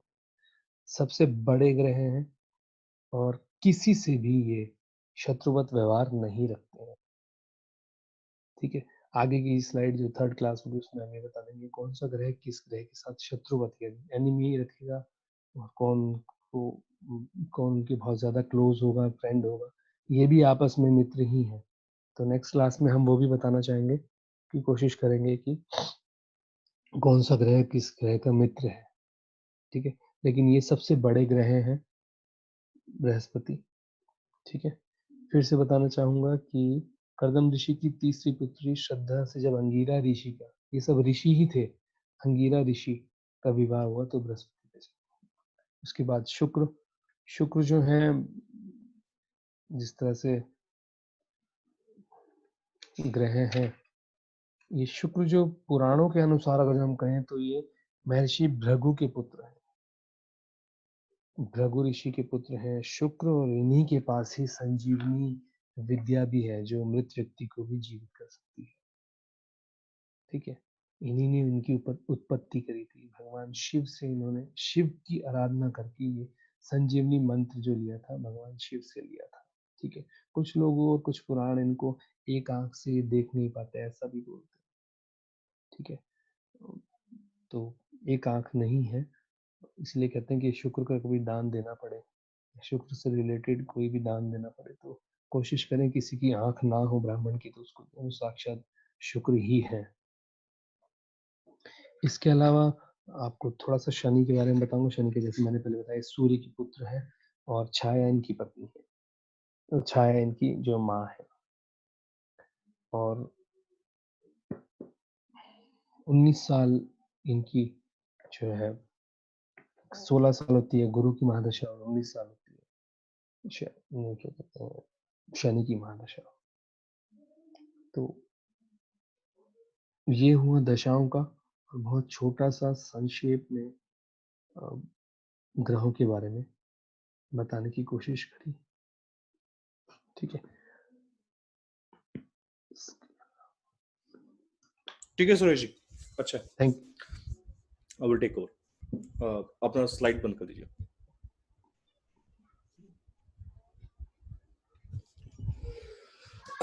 सो आई होप कि जिनको एटलीस्ट घर गिनने में परेशानी था, इनको ये नहीं पता चलता था एक्सचेंज ऑफ हाउसेस किस तरीके से किया जाता है, उनको अभी आज का लेक्चर में समझ में आ गया होगा, बेसिक्स क्लियर हो गए होंगे। इसके बाद से ना जो स्टार्टिंग है वो मेष राशि से है। तो मैं देखता हूँ कि बहुत सारे स्टूडेंट्स का जो क्वेश्चन है वो थोड़ा एडवांस लेवल का है, पर मेरा बात ना बहुत ध्यान से सुनना। आपको जो इतने सारे कॉम्बिनेशंस लिखते हो, देखते हो, रेट्रोग्रेशन पूछते हो, एक्सॉल्शन, डेबिलेशन बोल रहे हो, उतने चीजों का जरूरत नहीं पड़ता प्रेडिक्शन में। क्यों नहीं पड़ता? मतलब क्योंकि ना उस एक राशि के अंदर इतना कुछ है, वो 30 डिग्री के अंदर इतना बड़ा स्पैन, मतलब आकाश का 30 डिग्री का भाग के अंदर आपको प्रेडिक्शन करना है।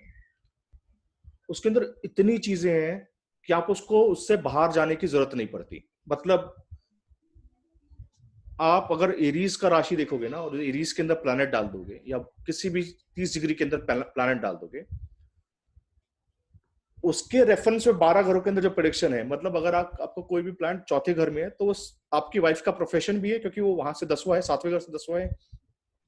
आपके फादर का वो 8वां घर है, फादर का इनहेरिटेंस है, मदर है, आपके सिबलिंग का, आपके छोटे भाई का पैसा कमाने का तरीका है, क्योंकि आपके सिबलिंग का सेकंड हाउस बनता है। आप जब तक एक घर के अंदर एक प्लैनेट को लेकर 50 प्रेडिक्शन नहीं कर रहे हो, तब तक याद रखना कि आप ना पूरा जोडियाक, मतलब आप ना, मतलब देखना बहुत से ज्योतिष होते हैं वो पूरा चार्ट घूम जाते हैं 12 के 12 घर और प्रेडिक्शन फिर नहीं करते, उसे बताते चले जाते हैं कि आपका ये ग्रह यहाँ बैठा है, ये ऊंचा है, ये नीचा है, प्रेडिक्शन नहीं आता। और मैं तो YouTube के अंदर अपने कमेंट्स के अंदर प्रेडिक्शन करता हुआ चलता हूँ कि एक प्लैनेट हो, एक नक्षत्र हो, एक साइन हो, आप प्रेडिक्शन करिए, वो फेल नहीं होता। ठीक है, मतलब अगर क्या बोलते हैं, कानों की बाली का वजन, मतलब ये प्रेडिक्शन का लेवल है एक स्टूडेंट का कि सर 14 ग्राम की बाली पहनी हुई है इस औरत ने कान में, ये एक घर से बाहर नहीं निकला वो, क्योंकि ना वो खाली चार्ट लेकर लगातार एक ही साइन में प्रैक्टिस कर रहे हैं। तो जब आप एक साइन पे लगातार खड़े होकर प्रैक्टिस करते हो, बाकी सब कुछ भूल के, तो आपको ज्योतिष आता है। रेट्रोग्रेशन पे एक बहुत बड़े एस्ट्रोलॉजर ने, मैं उनका नाम भूल गया, एक इंग्लिश राइटर है, उन्होंने अपना पूरा जिंदगी सिर्फ रेट्रोग्रेशन पे, वो 3 श्लोक थे, 3 श्लोक पे पूरा जिंदगी काम किया। मानिक चंद जैन साहब ने सिर्फ राहु और केतु पे पूरा जिंदगी काम किया और किसी प्लैनेट पे कर ही नहीं पाए।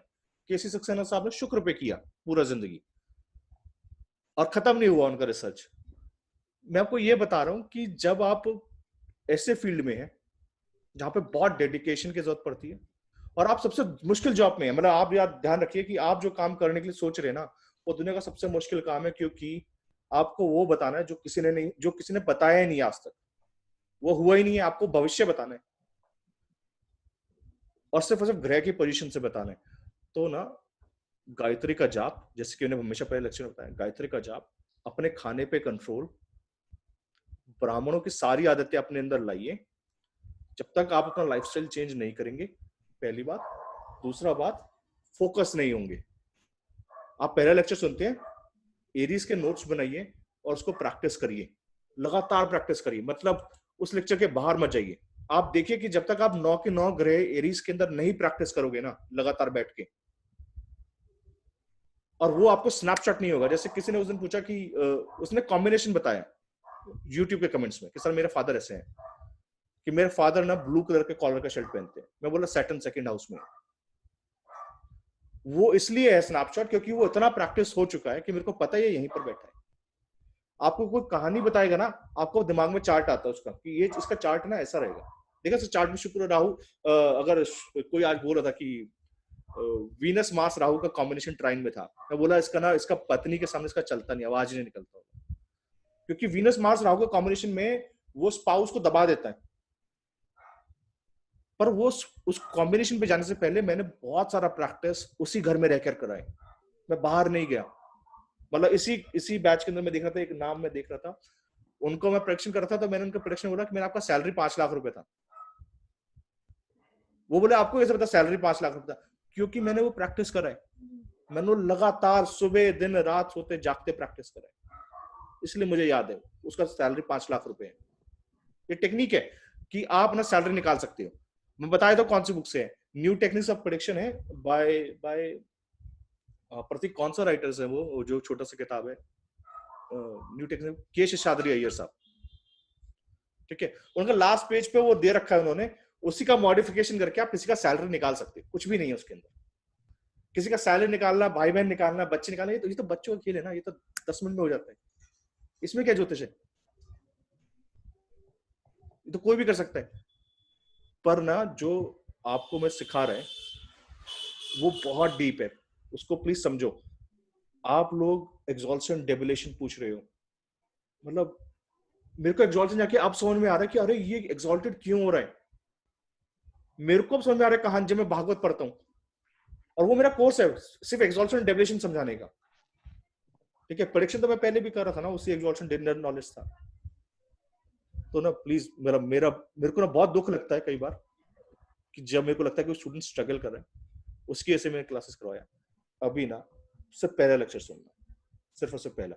और मैं ना बहुत डांटता है, मैं थ्रू आउट द क्लासेस में सबको डांटा है, मतलब प्रतीक को तो मैंने सबसे ज्यादा डांटा हुआ शायद ना। अभी मैं प्रतीक को बोलता हूँ कि किसी और से सीखने की, जब वो मेरे को बोलता है ना कि कहीं और से, मैं प्रतीक को सबसे ज्यादा, प्रतीक हो गया, दर्शन जी हो गए, और ये जितने भी स्टूडेंट्स है ना पुराने वाले, दर्शन जी मतलब सबसे पहले बैच के स्टूडेंट्स है, इनको सबसे ज्यादा डांट पड़ते हैं। पूजा जी हैं, पूजा गोयल जी, मतलब वो प्रेडिक्शन में बहुत अच्छी हैं, पर अभी वो कुछ पूछी थी तो मैंने उनको अभी डांटा सबके सामने। वो मेरा हैबिट है, ठीक है, क्योंकि मेरे को लगता है कि अगर गलती करोगे ना तो डांट पड़ने वाला है, वही मेरा तरीका सिखाने का। तो डांट इसलिए है ताकि आपका स्टैंडर्ड्स लो नहीं हो, ताकि आप ना वो बाकी लोगों की तरह पोस्टमार्टम एनालिसिस नहीं करो, बाकी लोगों को भविष्य बताने के नाम पे लूटो नहीं। आपको पता हो कि आप चार्ट में कहां पे खड़े हो, ठीक है। तो आपके पास ना सब कुछ है, मतलब ये वो टूल है ये वाला कोर्स के लिए ना, मतलब ये जो नॉलेज है ये बहुत सालों का नॉलेज है। मतलब एक लेक्चर के अंदर सोचो कि अगर कोई 40 साल का एक्सपीरियंस बंदा बैठ के सुन रहे हैं और वो बोल रहा है कि यार ये कितना डीप है, तो मैंने सब कुछ दिया आपको उसके अंदर, पर प्रैक्टिस आपको ही करना है। आपको अगर, मैं कभी भी नहीं छुपाता मैं कौन सी बुक से पढ़ रहा हूं, मैं हमेशा अभी मेरा टेक्निक में छुपा सकता था ना कि ये बुक में है, मैं कभी नहीं छुपाता। मैंने कर्म विपाक संहिता पढ़ा है, मैंने बोल के पढ़ा है कि कर्म विपाक संहिता से पढ़ाऊंगा। मैं जिस भी बुक से पढ़ाता हूं मैं उसको बंदा बताता हूं कि वाले बुक से पढ़ रहा हूं, और आपके सामने है, आपके सामने श्लोक निकाल के लेके आता हूं, ठीक है। मैं चंद्रकला नाड़ी का एक श्लोक डिकोड करा, मैंने फेसबुक पे पोस्ट करा कि चंद्रकला नाड़ी का श्लोक है, वहीं से निकाल के लेके आया। तो प्लीज मेरा ना, ठीक है पूजा जी आप नहीं थे, मेरे को लगा आप है, पर आप भी तो पूरा बराबर डांट खाते हो, आप कौन सा कम डांट खा रहे हो? Yes, sir, that's true. It's okay, no problem. वो पूजा जी तो मेरे को फोन करते हैं कई बार, और वो किसी चीज में पूछते तो पहले बोलते हैं कि अच्छा पहले प्रेडिक्शन करो, फिर मैं बताऊंगा कि इसका आंसर क्या है। मैं नहीं बताता आंसर, ठीक है। तो वो मेरा हैबिट है, ठीक है। प्रेडिक्शन जब तक आप नहीं करना सीखोगे, मैं आपको नहीं छोड़ने वाला ना, नहीं मैं कंसल्टेशंस नहीं कर रहा। तो कंसल्टेशंस के लिए मैं आपको सिखा रहा हूँ ना, अभी आपको सब कुछ सिखा रहा हूँ। ऐसा कौन सा चीज है बताओ मैंने छुपा लिया हो अपने पास, तुमको दे दिया सब कुछ। अभी कंसल्टेशन की जरूरत नहीं है तुम लोगों को, मतलब अभी ना तुम लोग कंसल्टेशन कर सकते हो। कितना लोग है, पूजा जी से कंसल्टेशन, पूजा जी करते कंसल्टेशन, दर्शन कर रहे हैं, प्रतीक कर रहे हैं, कितने लोग अच्छा कंसल्टेशन करते हैं, ठीक है। तो उनसे ले कंसल्टेशन, पर ना मेहनत करने का, मेहनत से ना भागो मत। कॉपीज बनाओ, क्या बोलते हैं, परसों से नवरात्रे हैं, वेडनेसडे से नवरात्रे हैं ना, अच्छा दिन है स्टार्ट करने का, कुछ भी अगर नया स्टार्ट करना चाहते हो प्लीज मेहनत करिए। एक साइन को एक हाउस में खाली चार्ट लिखोगे ना, खाली चार्ट। अच्छा पता है क्या, यहाँ पर किसका देखो लेबर असेंडेंट रहेगा ना, उसको इंश्योरेंस के लिए भीख मांगना पड़ता है। वर्गो असेंडेंट रहेगा ना, शादी के लिए रोना पड़ता है, शादी के लिए भीख मांगना पड़ता है। भीख मांगेगा तब शक्ति होता है। पता है ये ना, ये चीज जो भीख मांगना पड़ता है ना, ये मैंने ऑलरेडी सिखाया है। वर्गो सेंडेंट हाँ शादी के लिए भीख मांगेगा, जब तक शादी के लिए भीख नहीं मांगा ना, पार्टनर्स के लिए रोएगा नहीं, भीख नहीं मांगेगा, मतलब एक्चुअली भीख मांगना पड़ता है, ठीक है। वो भीख नहीं मांगेगा ना, धनु को अपने प्रोफेशन के लिए भीख मांगना पड़ता है। हाँ क्यों? अच्छा क्वेश्चन है। टेक्निक सिखाया ना, पहले प्रैक्टिस करके लेके आओ, देखो क्यों भीख मांगना पड़ता है। ये ना ऐसा टेक्निक है, बहुत सिंपल। एमओ टेक्निक क्या होता है चिराग जी? हाँ ललन, मून टेक्निक नहीं मून नहीं है, ये रोने वाला नहीं है। ओके मून में रोना पड़ता है, वो इमोशनल है, ठीक है। ओके ओके पर सर हाँ जी मरकरी कैसे मरकरी बस ठीक हो सर। आप आते नहीं ना क्यूए के अंदर आजकल? नहीं सर, मेरे को वो ही नहीं आता, मेल ही नहीं आता। मैम आता है, आप ना वो अलग अलग उसमें जाता है, पर अगर आपका थिंकिफिक का 60% कोर्स कंप्लीट है, ठीक है, हाँ जी हाँ जी, तो आपको ऑटोमेटिकली वो इंक्लूड करता है थिंकिफिक में। और अगर नहीं है ना, तो प्रतीक ने वो फोरम में पोस्ट करा है ना, वो उसका क्या बोलते हैं, कंप्लीट एंड कंटिन्यू का, वो आप हाँ करके जी। रखोगे ना, तो वो थिंकिफिक अच्छा। आपको इंक्लूड करता है, ठीक है। ओके हाँ आर इंश्योरेंस 6th हाउस है, ठीक है। तो भीख मांगना पड़ता है। हाँ रजनी जी, आपको कौन सा असेंडेंट था? नहीं मेरा असेंडेंट नहीं, मैं बता रही थी क्यों भीख मांगना हाँ है, हाँ बताओ शायद बताओ। रीजन। हाँ बताओ। 10th हाउस में नेचुरल 6th हाउस आता है, सर्विस का साइन, वर्गो साइन आता है। अच्छा इसलिए? नहीं मैम ये रीजन नहीं है, अच्छा ये रीजन नहीं है। अच्छा पहले बैगिंग कर हाउस निकाल के लेकर आना। हाँ जी सर सेकंड हाउस में जो राशि थी उसके हिसाब से किया है, जैसे वर्गों में लिब्रा सेकंड में होती है। हाँ पर सेकंड हाउस तो पैसा कमाने का है ना विक्की, शनि। सेकंड हाउस तो पैसा कमाने का है, वहां पे भीख काय को मांगना पड़ रहा है अपने को? सर 12th हाउस जो पाइसेस का साइन है, वो तो हाईएस्ट ब्राह्मण क्वालिटीज का साइन है। हाँ जी सर। पहले जमाने में ब्राह्मण्स लोग तो भीख ही मांगते थे, भिक्षा। भिक्षा आपने भिक्षा, दान और दक्षिणा में फर्क है ना, वो मैंने समझाया एक लेक्चर। हाँ करेक्ट है करेक्ट है। दान और दक्षिणा में फर्क रहता है, वो भीख नहीं था, वो दान था। दान में अच्छा, और भीख में बहुत मतलब, बड़ा डिफरेंस है। हाँ राइट पाइसेस मतलब दान। हाँ राइट। सर लियो लग्नों में किस चीज के लिए ऐसे होता है? Sir I am talking to you first time, और मैं एवरी टाइम मैं फॉलो करती हूँ, and I am feeling so unfortunate कि इतना आपसे मिल रहा है ट्रेनिंग, और ये बिकॉज ऑफ ऑफिस और जो भी है लाइफ का जो चल रहा है, आई फेल्ट वेरी बैड कि मुझे उतना कॉन्ट्रीब्यूशन नहीं करना मिल रहा है। आई am feeling extremely bad, and today because of work from home ना, आज मुझे अपॉर्चुनिटी मिली है लेक्चर अटेंड करने की, and because of the office PC I can talk to you. Thank God for that. नहीं वो मेरे को पता है, यू आर इन दुबई ना right now, so stay safe wherever you are. पर ना जो बेगिंग वाला है ना, वर्गो असेंडेंट्स के लिए, लियो हाँ लियो के लिए, लियो को ना अपना क्या नाम है इसके लिए, मटरनल अंकल से, मटरनल आंट से ना वो मांगना पड़ता है, पैसे का मांगना पड़ता है, या फिर ना बीमारी के टाइम पे मांगना पड़ेगा लियो के लिए। ओके ठीक है ओके सर। पर काय को? हाँ क्यों सर, मैंने मांगा नहीं अभी। हाँ वो रीजन है ना, रीजन ढूंढना है, ठीक है। बेगिंग करना पड़ता है, और जब तक बेगिंग नहीं करोगे ना तब तक प्रॉब्लम रहता है, ठीक है। अभी ये छोटा सा प्रिंसिपल है, बहुत छोटा सा, पर ना इसके अंदर भी एक सूत्र है। मतलब आपको ना जो एक शब्द पढ़ना है ना, वो इस तरीके से पढ़ना है कि क्यों लिखा जा रहा है, क्यों बोला जा रहा है, भीख कहां से देखा जाएगा, भीख मांगने का तरीका, ठीक है। तो इसके लिए मदद करके लेकर आओ, ढूंढो।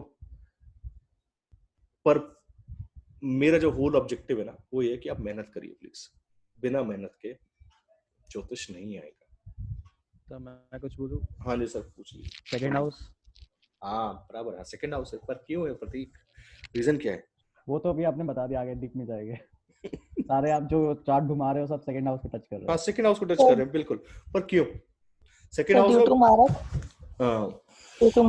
मारक ना पूजा जी, उसमें टाइम आएगा, डेथ के टाइम पे काम आएगा, अगर अपने डेथ कैलकुलेट करनी हो तो, ठीक है। बट मारक वेल्थ नहीं होगी तो इस वजह से में भी नहीं, ये नहीं है। ढूंढो। Virgo is the natural 6th house and it is in the second for the Leo ascendant, which is that. हाँ, पर डिफरेंट एसेंडेंट्स की मैं तो कह रहा हूँ सेकंड हाउस के अंदर जो भी राशि आ रही है उसमें आप भीख मांगना पड़ता है। वो भीख मांगना ही पड़ेगा। कैंसर को अपना फेम के लिए मांगना पड़ता है, बच्चों के लिए मांगना पड़ता है, एजुकेशन के लिए मांगना पड़ता है।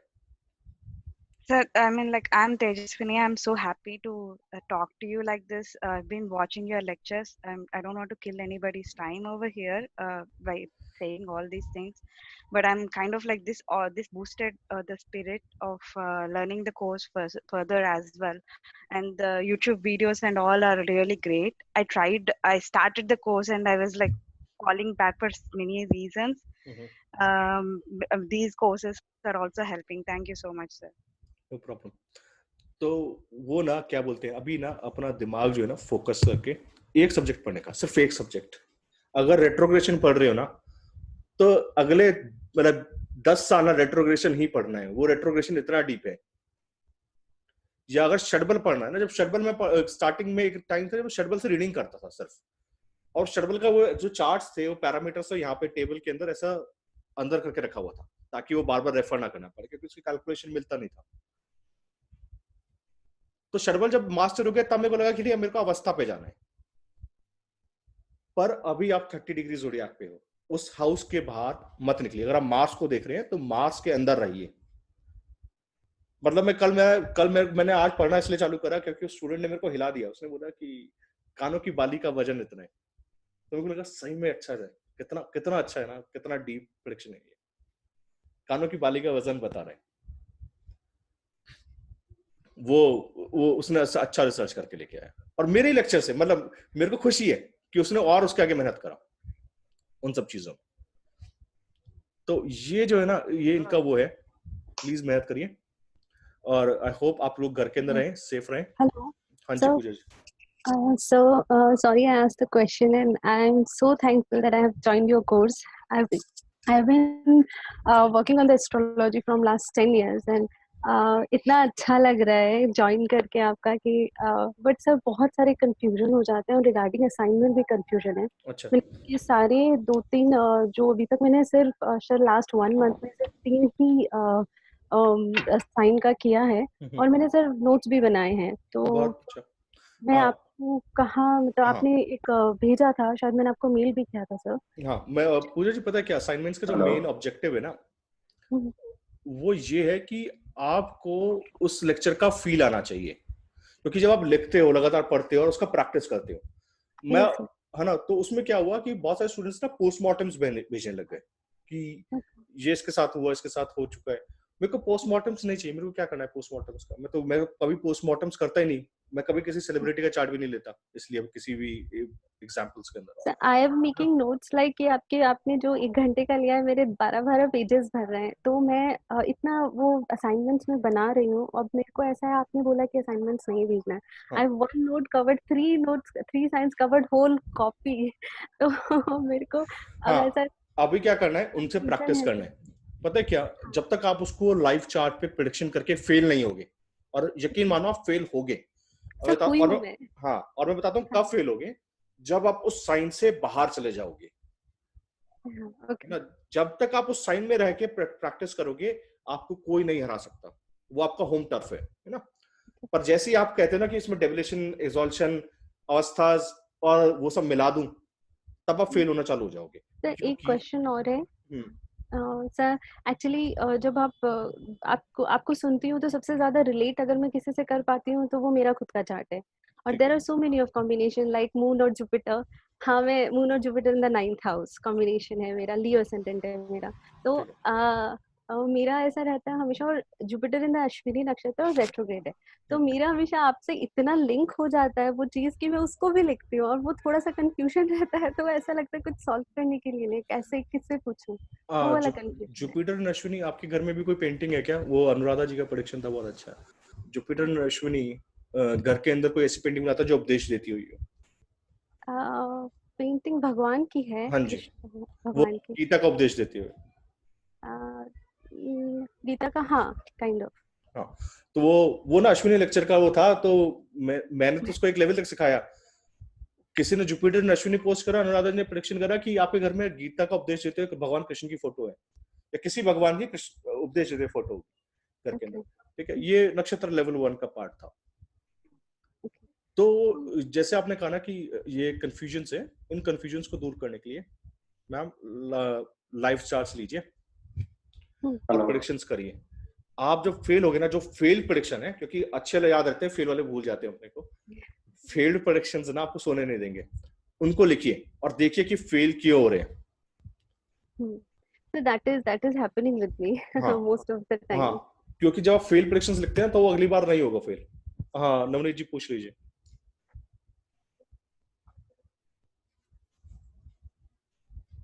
हेलो। हाँ जी मैम। हेलो सर, या हाय, मैं जर्मनी से हूँ। मैंने आपको शायद पीछे भी 3 ईमेल्स की थी, लेकिन नाउ आई अंडरस्टैंड कि आपकी ये बात कि एक प्लैनेट को लेकर एक साइन में हमने करना है। और जैसे पूजा जी भी बोल रही थी, मैंने भी एग्जैक्टली वैसे ही किया।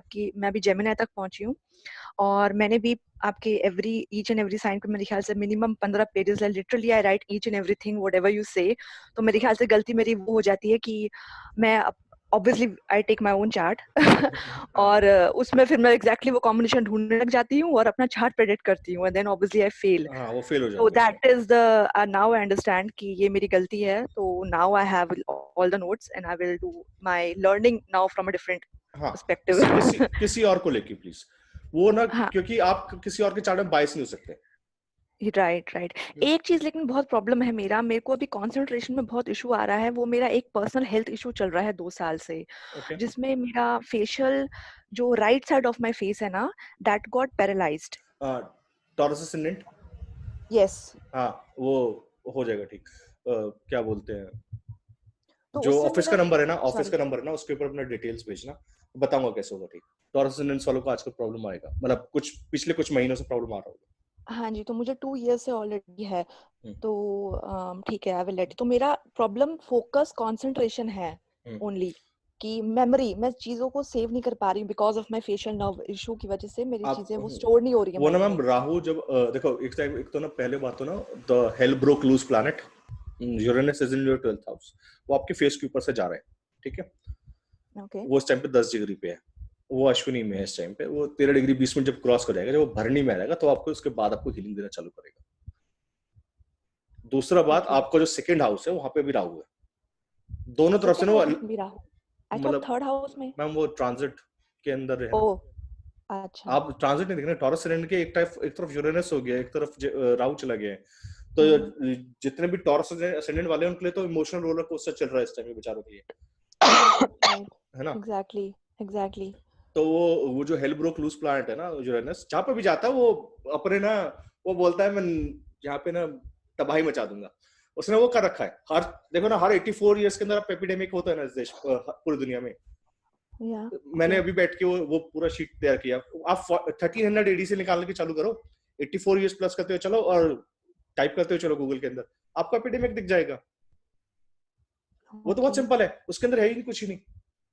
अभी 2020 का था, तो वो तो ना क्या बोलते हैं, अभी जब वो एक हाई एनर्जी साइन में है, एरीज में इतना हाई एनर्जी साइन है, ठीक है, वो चीजों का पैदा करता है।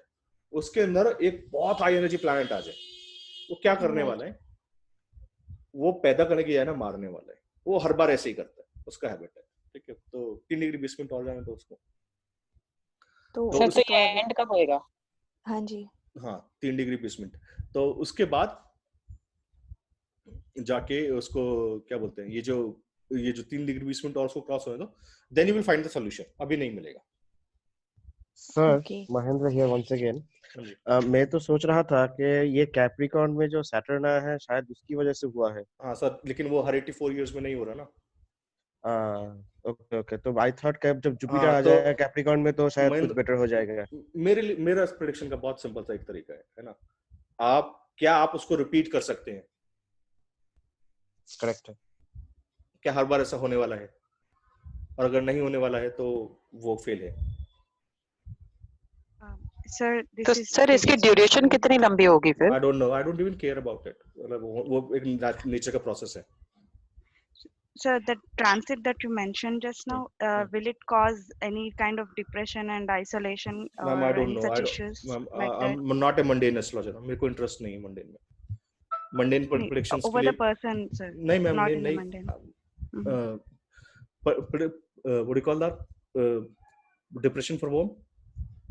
For the person, sir. For example, Sagittarius rising here, उसके लिए like is it's in Uranus is in 12th, like you just mentioned it is in No, for Scorpio Taurus. like that. For the Taurus, it is in it's in 12th. Okay. Okay. यशोची जी उसको वो apply कर सकते हैं, outer plants पे apply कर सकते हैं, नक्षत्र में अप्लाई कर सकते हैं, काम करते हैं. ठीक है. Anupama Deepali.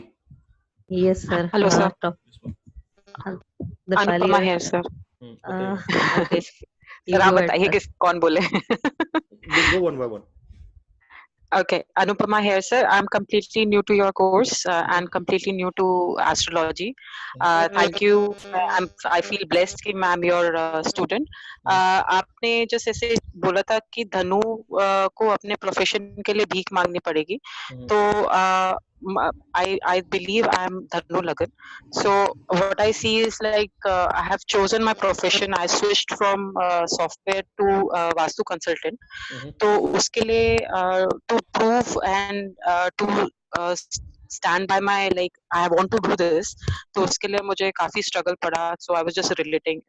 Am I correct? I mean, is that what you mean? भीख मांगनी पड़ेगी? मैम नहीं, आपने अभी जब तक आप सैजिटेरियस का एनर्जी नहीं समझोगे ना, आपको नहीं आएगा समझ में. सैजिटेरियस पढ़ लो, उसको अप्लाई करो. मतलब ये एडवांस स्टूडेंट्स हैं जो क्लास में बैठे हैं उनके लिए बोला था मैंने. हाँ जी सुखजीत. अच्छा, all right, okay. Namaste, sir. Dipali here. First time I've joined your live session and recently purchased the course. Only attended the Aries part till now, and I wanted to ask you told us that Gayatri mantra will help, but if somebody is already doing some other mantras given by some Jyotish, will that also help, or it is specifically Gayatri mantra? Ma'am, I can't comment on anyone else. मेरे को नहीं पता किस तरीके से दिया गया है. But Gayatri is I've seen the effects, so that's why I tell. बाकी आपका अच्छा है.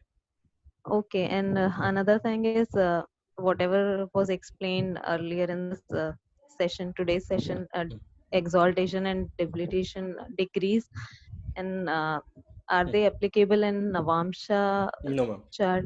नहीं मैम, नवांश में डिग्रीज नहीं होता. Okay, and first course में I saw that few basic things are not, I mean, I'm not able to see those in my own case, like Capricorn ascendant. हाँ मैम, अपने चार्ट्स पे ना अपना ज्योतिष सीखने के लिए बहुत बड़ा दिल रखना पड़ता है. नहीं, बहुत सिंपल सी चीज है कि कैप्रिकॉर्न असेंडेंट को सब लोग बोलते हैं कि वर्कोहॉलिक होगा, but I am not at all workaholic. I feel so I don't understand how it works. Deepali ji, आपने कैप्रिकॉर्न का असेंडेंट सुना है जो मैंने उसका लेक्चर समझाया है?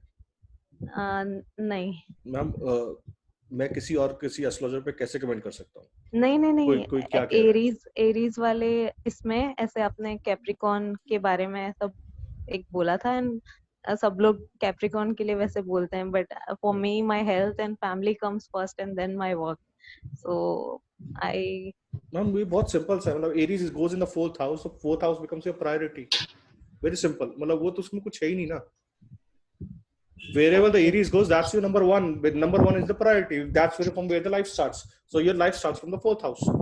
For Cancer ascendants, life starts from the work, because for them the 10th house, the sign of Aries goes in the 10th house. That's why the Cancer ascendants are crazy for their work.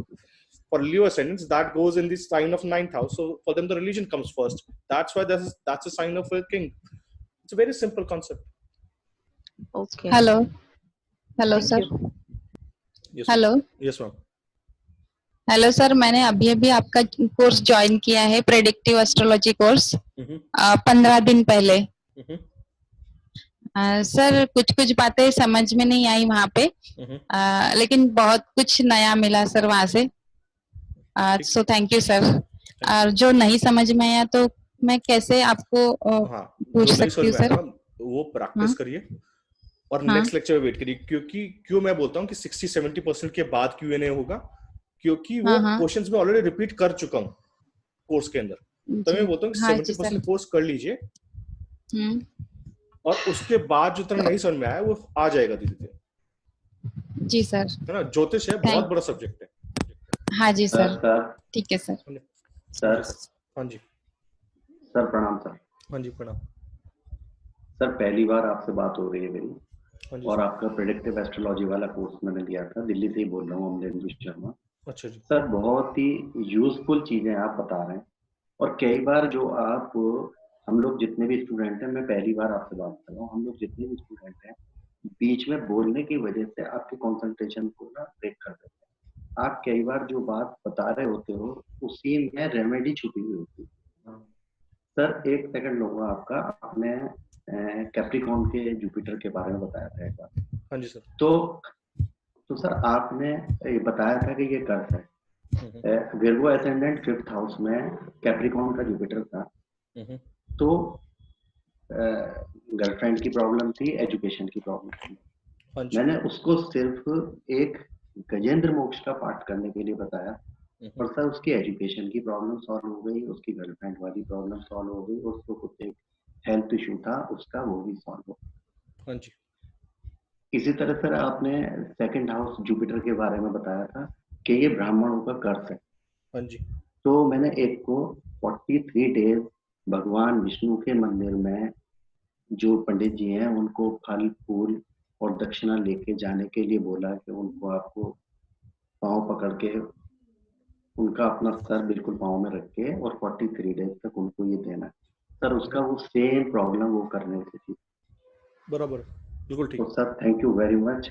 आप कई बार जो बताते हैं, मैं सब स्टूडेंटों से ये कहूंगा कि आपकी बात को बीच में ना टोका करें, आपकी पूरी बात सुना करें। आप कई बार बताते हुए ही क्लू देते हैं सर, जो आप बता रहे होते हैं उसी के अंदर क्लू छुपा हुआ होता है। तो सर वो जो ये जो वो है ना, क्या बोलते हैं, एक्सॉल्शन डेविलेशन का, ये भागवत से है ना, वो गजेंद्र मोक्ष का पाठ भागवत से है बेसिकली, वहां से निकला है। तो अभी मैंने सर उसका एक पार्ट दिया। मैंने बहुत सारी चीजें नहीं दी क्योंकि वो तैयार नहीं थी कुछ। मेरे को भी था कि ये शायद चलेगा या नहीं चलेगा, इस प्रॉपर सिग्निफिकेशन में मेहनत नहीं करा मैंने। तो मेरे को लगता है कि अब वो तैयार है ऑलमोस्ट। तो वो नए कोर्स के अंदर एक जो भागवत का कोर्स है उसके अंदर वो आएगा, एक्सॉल्शन डेविलेशन। उसके रेमेडियल कोर्स है कि कोई प्लांट को रेमेडी किस तरीके से करवाया जाता है। सर अगर हम ठीक से भी आपका लेक्चर सुन लेना, तो आप जो बोलते हैं अगर हम पॉइंट टू पॉइंट उसको कैच करें, मैं आपके एरीज को 4, 5, 6 बार सुना सर। आप प्रैक्टिस कर रहे हैं? आप प्रैक्टिस एस्ट्रोलॉजर सर? सर मैंने आपको ईमेल भी भेजे हैं और मैंने आपको उस पर आपका जवाब भी आया है। मैंने आपको प्रेडिक्शन करके भी ईमेल भेजी थी काफी सारी। हाँ जी। मेरे पास 2-2.5 हजार हॉरोस्कोप का डेटा है सर। अच्छा वाह। तो सर मैंने तो सर आपके एक्सेल शीट में है क्या ये? सर मेरे पास कंप्यूटर में भी है और मेरे पास फिजिकल डायरियों में भी भरा हुआ सर। अच्छा बहुत बढ़िया सर। तो वो मैंने प्रेडिक्शन करके आपको वहां से भेजा था, तो आपका कई बार एप्रिसिएशन भी आया मेरे लिए। बट मैं सबको ये कहूंगा कि आपकी बात को सिर्फ अगर ध्यान से सुने और बीच में ना बोलें तो सर बहुत कुछ मिल जाने वाला है आपसे। नहीं सर, वो धीरे धीरे ना, आप स्टूडेंट्स जितने वो कोर्स में आते जा रहे हैं ना, मतलब with the over a period of time वो मैच्योर होते जा रहे हैं धीरे धीरे। आपने चंद्रमा और केतु में, सॉरी बस लास्ट एक चंद्रमा और केतु में आपने कहा था कि आपको बीच में स्टूडेंटों ने बोल दिया था, तो उसकी वजह से आप कर्म विपाक संहिता का कुछ बता नहीं पाए। आपने कहा था कि मैंने जब उस लेक्चर को दोबारा सुना तो मुझे याद आया। तो सर नक्षत्र वाला कोर्स में भी लेने वाला हूँ आपसे, तो क्या वो कर्म विपाक संहिता का आप जो 9 वाला जो पैकेज है उसके बाद वो फिर बताएंगे दोबारा? हाँ जी, जो आप वो मैंने ये डिसाइड करा है कि जो नक्षत्र का पार्ट 2 में चालू करूंगा ना, तो उसमें क्लासेस एक्स्ट्रा कर दूंगा। तो उसमें वो स्टार्ट वहां से करूंगा कि जो 36 स्टोरीज है, तो मेरे पास 2 ऑप्शन है, रावण संहिता पढ़ाना पहले 9 नक्षत्रों के लिए या ये पढ़ा देना बाकी के 9 पढ़ा। तो बाकी सबने वोटिंग करा सारे स्टूडेंट्स ने कि सर आप नेक्स्ट टाइम सेट ऑफ नक्षत्र है वो पढ़ा दो पहले। जी सर। तो वो पढ़ाऊंगा, प्लस जो स्टोरीज रह गई हैं, जो स्टोरीज का मीनिंग रह गया, जी सर, वो पढ़ाने वाला हूँ। ठीक है, तो वो उसी के अंदर इंक्लूड हो जाएगा। ठीक है, thank you very much. Thank you. Sir नमस्कार, मैं सुनीता बोल रही हूँ। नमस्ते मैम। सर ये राशि परिवर्तन में मैम राशि परिवर्तन में मत जाइए। मैं अभी वही आप, समझा रहा हूँ आपको कि प्लीज एक घर में रह के उसका एक इफेक्ट देखिए। मतलब पूरी भृगु सूत्रम में वो सिर्फ ये बता रहे हैं कि एक ग्रह अगर एक घर में हो तो उसका क्या रिजल्ट है। अगर भृगु सूत्रम में ये बताया जा रहा है तो समझिए कि वो बहुत डीप है। Sir one last question. हाँ जी। सर आपने जो ये बताया है कि मेरा फेस का टॉरस असेंडेंट का जो है इशू, तो that applies also same for the job, क्योंकि तब से ही जॉब नहीं है मेरे पास 2 इयर्स से। मैम इसको ना भरनी पे जाने दो यूरेनस को, तब जाके ना आपको जॉब मिलेगा, पर बहुत रगड़ने वाला मिलेगा। मतलब अच्छी तरीके से ना आपको बहुत सब्र सिखाएगा वाला जॉब। ओके। मतलब वो जॉब आपको अच्छा नहीं लगेगा, पर वो आपको आगे अच्छे टाइम के लिए तैयार करेगा। तो मुझे एक मैं पूजा बोल रही हूँ। सर मुझे एक क्वेश्चन पूछना है। तो ये आउट ऑफ बॉक्स क्वेश्चन है, but I really want to ask it from the first time when I saw the video of yours in YouTube. मैं बचपन से सर मैं पूजा पाठ लाइक मैं I belongs to as you say कि Brahmin caste से नहीं होता है, लेकिन I belong to Brahmin family और मैं बहुत पूजा पाठ बचपन से ही करती आ रही हूँ। लेकिन एज मुझे बहुत छोटे में किसी गुरु ने कह दिया था कि लड़कियां गायत्री मंत्र का पाठ नहीं करती है। हाँ मैम उनको बोलिए कि प्लीज आप अगर आपने हिंदुइज्म सीखना है कि जिया कैसे जाता है एज ए हिंदू, उठा कैसे जाता है, बैठे कैसे जाता है, 16 संस्कार क्या होते हैं, खाना कैसे खाना है, खाना परोसना कैसे है, और आपको जीवन कैसे जिया जाना है, तो आप मनुस्मृति पढ़िए। ठीक है, तो या फिर भगवान शंकराचार्य को पढ़िए, दोनों में से किसी एक। तो मेरे पास तो बहुत ईमेल आते हैं। मतलब अभी उस दिन किसी का बहुत लंबा चौड़ा ईमेल था कि आपने ये नहीं पढ़ा, आपको ऐसा नहीं कहना चाहिए था, ब्राह्मणों के बारे में कहना चाहिए। तो मेरे को सिर्फ वो ईमेल्स डिलीट करने होते हैं, या वो जो क्या बोलते हैं जो YouTube पे कमेंट्स आना कि आपके अंदर बहुत रजस है, ये है, वो है, वो दुनिया भर का नाटक है ना। मतलब आई डोंट गिव अ रात सास नहीं सर, लेकिन उनको डिलीट करने का। और क्योंकि ना मनुस्मृति ये कहती है, मनुस्मृति आपकी गाइड बुक है जिंदगी जीने के लिए एज ए हिंदू। वो बोलते हैं ना रूल बुक कि कैसे जिंदा रहना इस पृथ्वी पे, वो रूल बुक है। तो अगर वो कहती है ना कि स्त्री को पहले बनाया गया क्योंकि उसके अंदर एक एक्स्ट्रा हार्मोन था, क्योंकि वो सृजन कर सकती थी, वो किसी और को पैदा कर सकती है, उस सृष्टि को बढ़ा सकती है। पुरुष को बाद में बनाया गया, तो पुरुष को कमजोर बनाया गया। पुरुष को स्त्री को अग्नि से बनाया गया क्योंकि वो ताप से कर सकती है, पुरुष नहीं कर सकता, पुरुष टूट जाता है। ठीक है, तो गायत्री करिए, गायत्री सबके लिए। एज 3 लेक्चर्स मैंने देखा तो बहुत सारी चीज़ मेरे लिए इतनी ज़्यादा सिमिलर थी कि मेरे को अब ऐसा लग रहा है कि वो लोग जिन्होंने मुझे आज तक पढ़ाया है, बताया है, वो सब ऐसे ही है। क्योंकि मेरी आवाज़, मेरे 2nd हाउस में सन मार्स केतु है, लेकिन मेरी आवाज़ बहुत अच्छी है बिकॉज 3rd हाउस में वीनस और मरकरी है। सो इतना सिमिलर है आपसे। और पूजा पाठ में बिकॉज जुपिटर और मून 9th हाउस में, और आपसे इतना मिल रहा था कि अब मुझे वो क्वेश्चन पूछना ही था आपसे कि करना है या नहीं करना। नहीं करना है, बिल्कुल करना है ना। वो स्त्री और पुरुष का जो भेद है ना, वो सिर्फ और सिर्फ एक उस पे ह्यूमन लेवल पे है। ठीक है ना। तो लेकिन पुरुष सिर्फ कृष्ण है और बाकी सब स्त्री हैं। ठीक है ना। Hello sir, Satyendra here. हाँ जी, हाँ जी सर। सर सॉरी बिकॉज काफी टाइम से सर मैंने कोर्स ज्वाइन किया है एज यू नो, बट मैंने अभी तक मेरे ख्याल से आपकी रिक्वेस्ट के पे ही हम लोगों ने एक कोर्स चालू करा था। yes sir, you're right, but the thing is कुछ ना कुछ as I said earlier, very very thankful sir आपने ये बेसिक जो शुरू किए, जिससे कि काफी चीजें के डाउट जो थे मेरे I'm getting clear, but उसको एक कंफ्यूजन और टाइम थोड़ा मैं नहीं डिवोट कर पाया। किसी ना किसी ढंग से कुछ ना कुछ चल रहा है, क्योंकि मैंने कोर्स तो काफी टाइम से किया, बट मैंने अभी तक लिटरली एक भी असाइनमेंट नहीं बनाई है।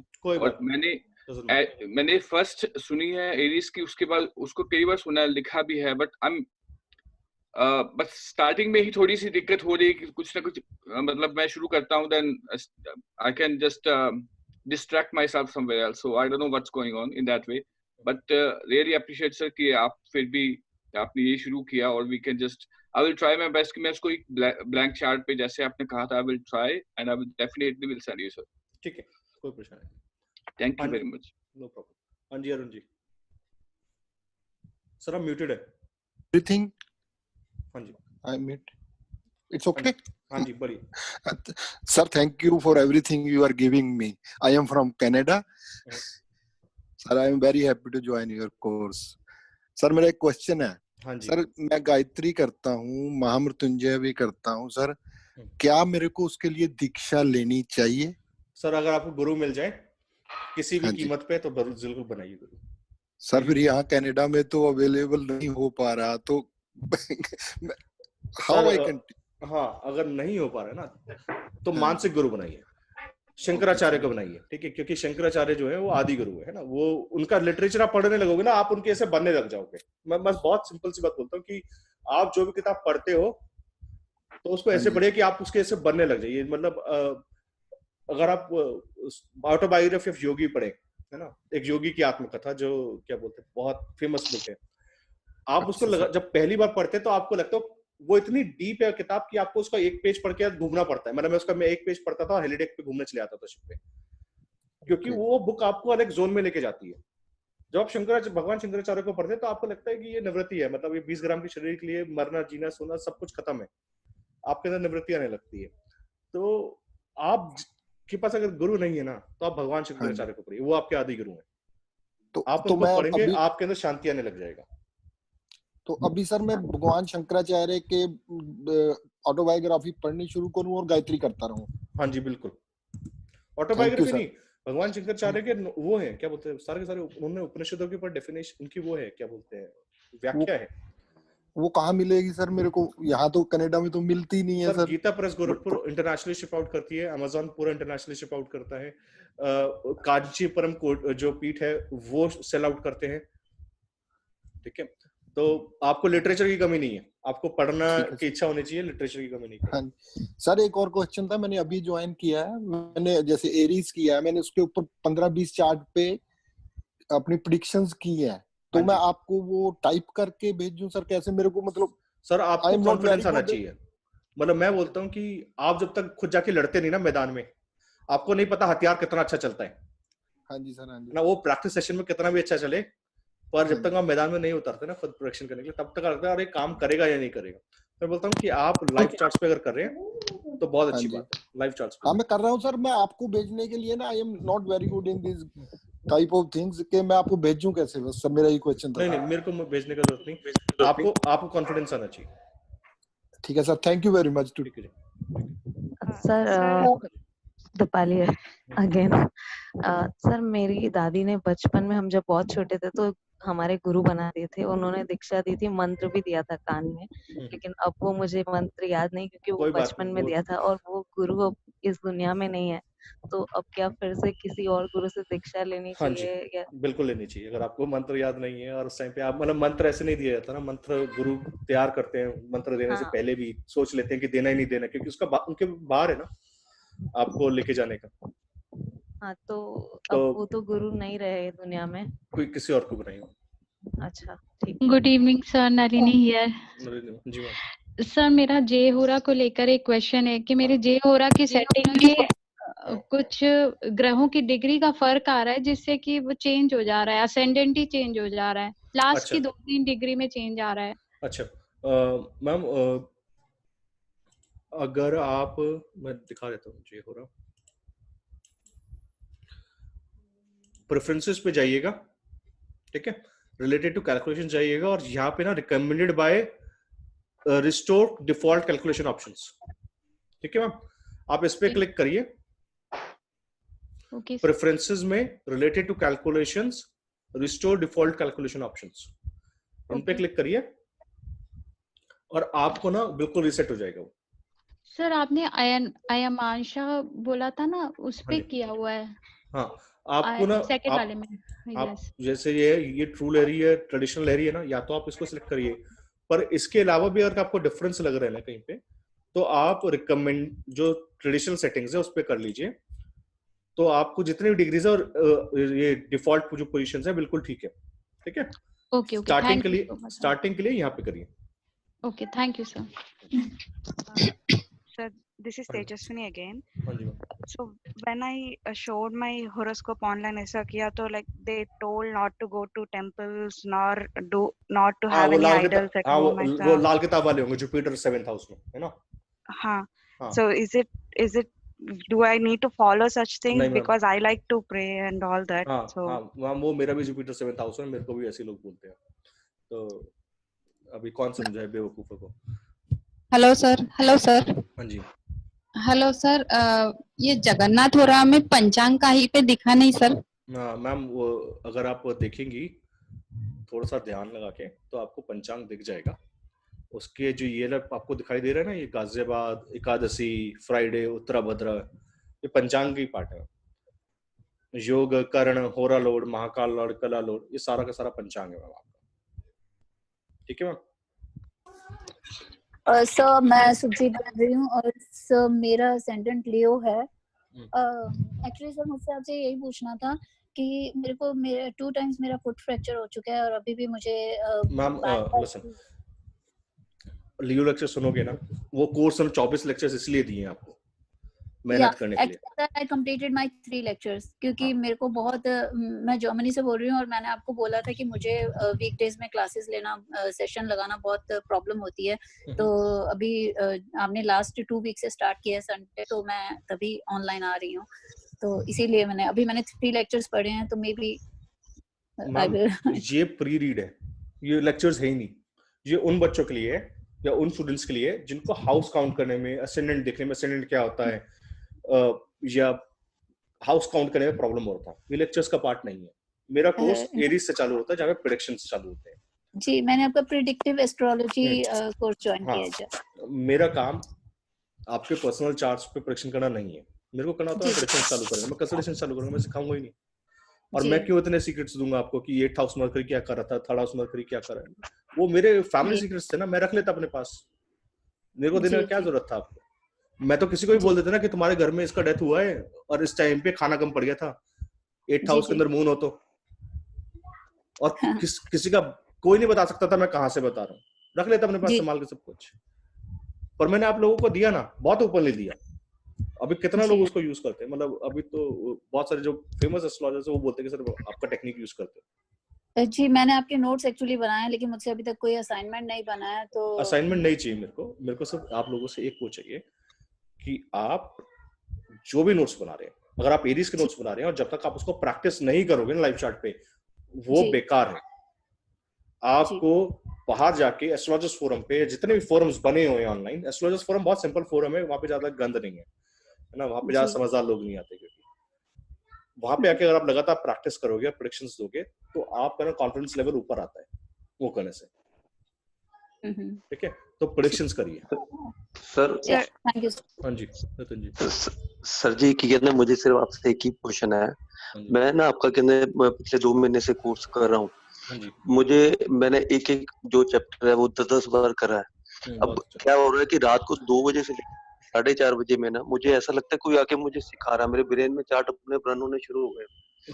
वो क्या मेरे लिए या क्या है? मैं सिर्फ आपसे यही पूछना। हाँ सर, वो ना पता है क्या, ये बहुत नॉर्मल है। ये होगा जब नेचर ने आपको सिखाना होता है ना, आपके थ्रू कुछ देना होता है, तो आपके आसपास के यक्ष, गंधर्व और बाकी लोग होते हैं ना, मैं एक टेक्निक मैं सिखा दूंगा शायद आने वाले दिनों में, कि आपके घर के अंदर जो देवता रहते हैं या नहीं रहते हैं और कहाँ रहते हैं, वो कैसे देखते हैं, किस जोन में रहेंगे। मैंने किसी को एक प्रेडिक्शन करा था कि तेरे घर में ना इस जगह पे तेरे को धूप बत्ती जलानी है, तो उसने बोला कि मेरे को ऐसा लगता है कि यहाँ पे कोई है ऑलरेडी, और मैं जलाता हूँ मैं वहां पे, पर मेरे को समझ नहीं आता कि यहाँ पे है क्या। वो एक पड़े खाली जोन है। ठीक है, तो जब आपके घर में कोई ना कोई ऐसा इंसान रहता है आपके साथ जो दिखते नहीं है ना, सर्वे भवन्तु सुखिनः, कि जो दिख रहे हैं जो नहीं दिख रहे हैं, उन सभी को इसलिए शांति जब मांगते हैं, और जब उनको शांति मिलने लगती है तो आपको वो लोग कब सिखाएंगे? जब आप शांत होते हो। जब तक आप बाहर ढूंढते हो, आप लगातार ईमेल्स कर रहे हो, चैट कर रहे हो, दुनिया भर का आप सुन रहे हो, वो नहीं सिखा पाएंगे आपको। आप शांत नहीं, जब शांत होते जाते हो ना अपने अंदर तब वो आपके पास और बहुत फोर्सफुली सिखाते हैं। और आप देखना कि जितना आप इंट्रोवर्ट होते जाओगे उतना वो आपको पास आते जाएंगे, फिर आपके लिए नॉर्मल हो जाएगा। आपको लगेगा कि ड्यूरिंग द रीडिंग ना ये हेल्प है, आपको कोई बोल रहा है ये हेल्प है। ठीक है, ये होगा। सर मुझे आपके लेक्चर के बाद ना मैंने 1-2 बंदों से जैसे बात करी, तो मुझे ऐसा लगता है कि मैं नहीं बोल रहा, मेरी बॉडी यूज हो रही है और सामने अपने आप ही काम हो रहा है। मुझे ये भी नहीं पता कि वो कौन सी प्लांट से बात हो रही है, वो हो रहा है, बस वो बोल रहा है यस यस, वो मुंह हिला रहा है सामने। हाँ, वो होगा, वो बहुत बार होगा। ठीक है, तो थैंक यू सर, आपकी वजह से कहने मैंने आपके जैसी नॉलेज कहीं नहीं देखी कहने sir. Thank you very much sir कहने। धन्यवाद सर वन क्वेश्चन। हाँ जी अमरिंदर जी। सर एक क्वेश्चन सिर्फ ये पूछना था कि 8th हाउस में जैसे आपने बताया था वीनस और मरकरी का, हाँ जी, कि वो किसी का संस्कार ठीक से नहीं हुआ होता फैमिली में, तो सर मेरे छोटे बेटे के चार्ट में ये कॉम्बिनेशन है, बट दाह संस्कार किया था मेरे छोटे ब्रदर ने, कॉम्बिनेशन आया है छोटे बेटे के चार्ट में, तो सर उसके लिए मैंने वो बेडशीट तो फूल वाली उसके हाथ से दिलवा दी थी। अच्छा जी। बट सर आपने उसमें एक बात और भी कही थी कि तर्पण भी करना है, तो तर्पण बेटे के हाथ से कराऊं गया में जाके या? सर ये वीनस मरकरी कौन से साइन में है? सर एरीज में, विर्गो एसेंडेंट है। अच्छा ठीक है। सन वीनस एंड बच्चे के हाथ से करवाना, वो सर गया जाके करा दूं? हाँ गया से करवा दो। कुरुक्षेत्र में, आप दिल्ली में है ना, कुरुक्षेत्र में ये है पेवे सर है ना। अच्छा या पेवा हाँ, या गया में करा हाँ वो आपको बहुत पास पड़ेगा वहाँ पे कर बेटे के हाथ से। हाँ, या फिर हरिद्वार के अंदर, मतलब आपका फैमिली का वो होता है ना जो बही खाता लिखते हैं, जो पूरा फैमिली ट्री लिखते हैं, जो वो या कई लोगों के हरिद्वार में होते हैं, कई लोगों के सर वो गया में हमारा है ना। सर वो हमारा गया। हाँ जहाँ पर भी वो हो ना वहां जाके करवा दो, लिखवा दो बेटे के हाथ। हाँ बराबर ठीक है सर कहते हैं पेवर तो जरूर जाना चाहिए।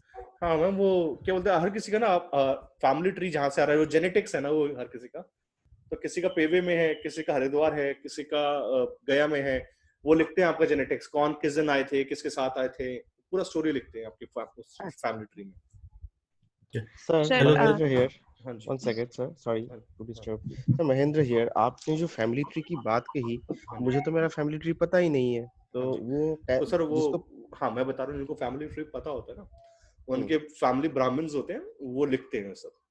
अच्छा ओके। और सर और एक चीज जो अभी और एक सर ने कहा कि वो 2 से 4:30 बजे कुछ एक होता है सोने के टाइम पे, तो मैंने आपको एक ईमेल किया था। मुझे ना अभी कुछ दिनों से सपने आ रहे हैं, तो एक तो सपना था जहाँ पे कोई मुझे ये सिखा रहा है कि अगर घोस्ट या स्पिरिट्स से हेल्प चाहिए किसी बारे में तो क्या करना है। मैंने आपको इसके बारे में एक ईमेल भी भेजा था। So that was one thing. I was very surprised कि ये क्या है।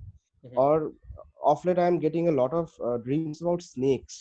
ठीक है, कि सांप है और इट्स नॉट हार्मिंग मी। आपको ना मैं बता देता हूँ, वो ये जो ज्योतिष में नए आते हैं तो हमको थोड़ा सा डर लगता है, पर ये जो है बहुत कॉमन सा कॉन्सेप्ट है एनर्जी का।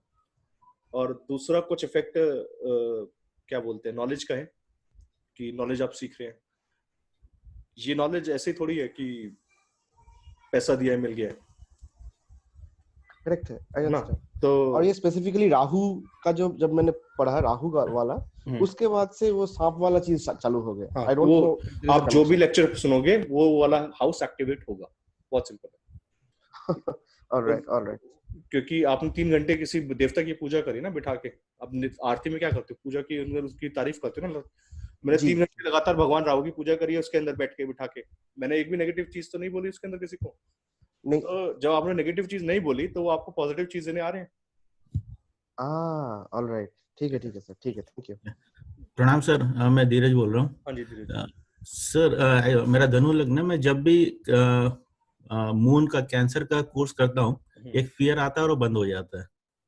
और 8th हाउस में मेरा क्या बेसिकली कैंसर है और रेट्रो एक्सॉल्टेड जुपिटर है उस हाउस में।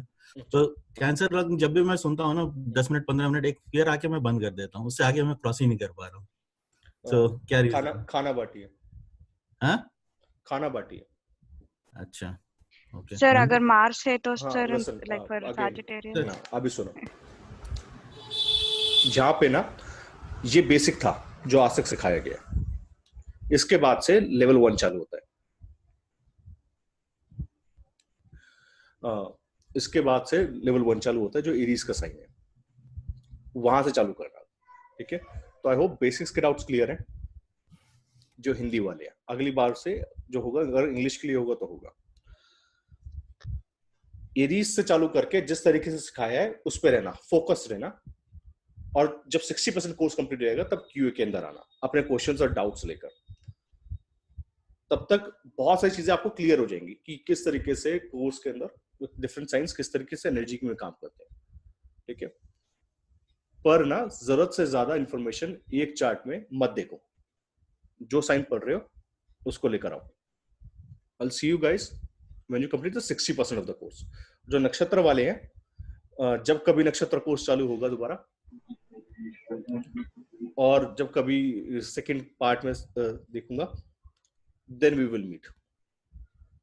Till then, stay safe. Have a good night. मेरे को बहुत अच्छा लगा आप लोगों से बात करके। हाँ जी पूजा मैम।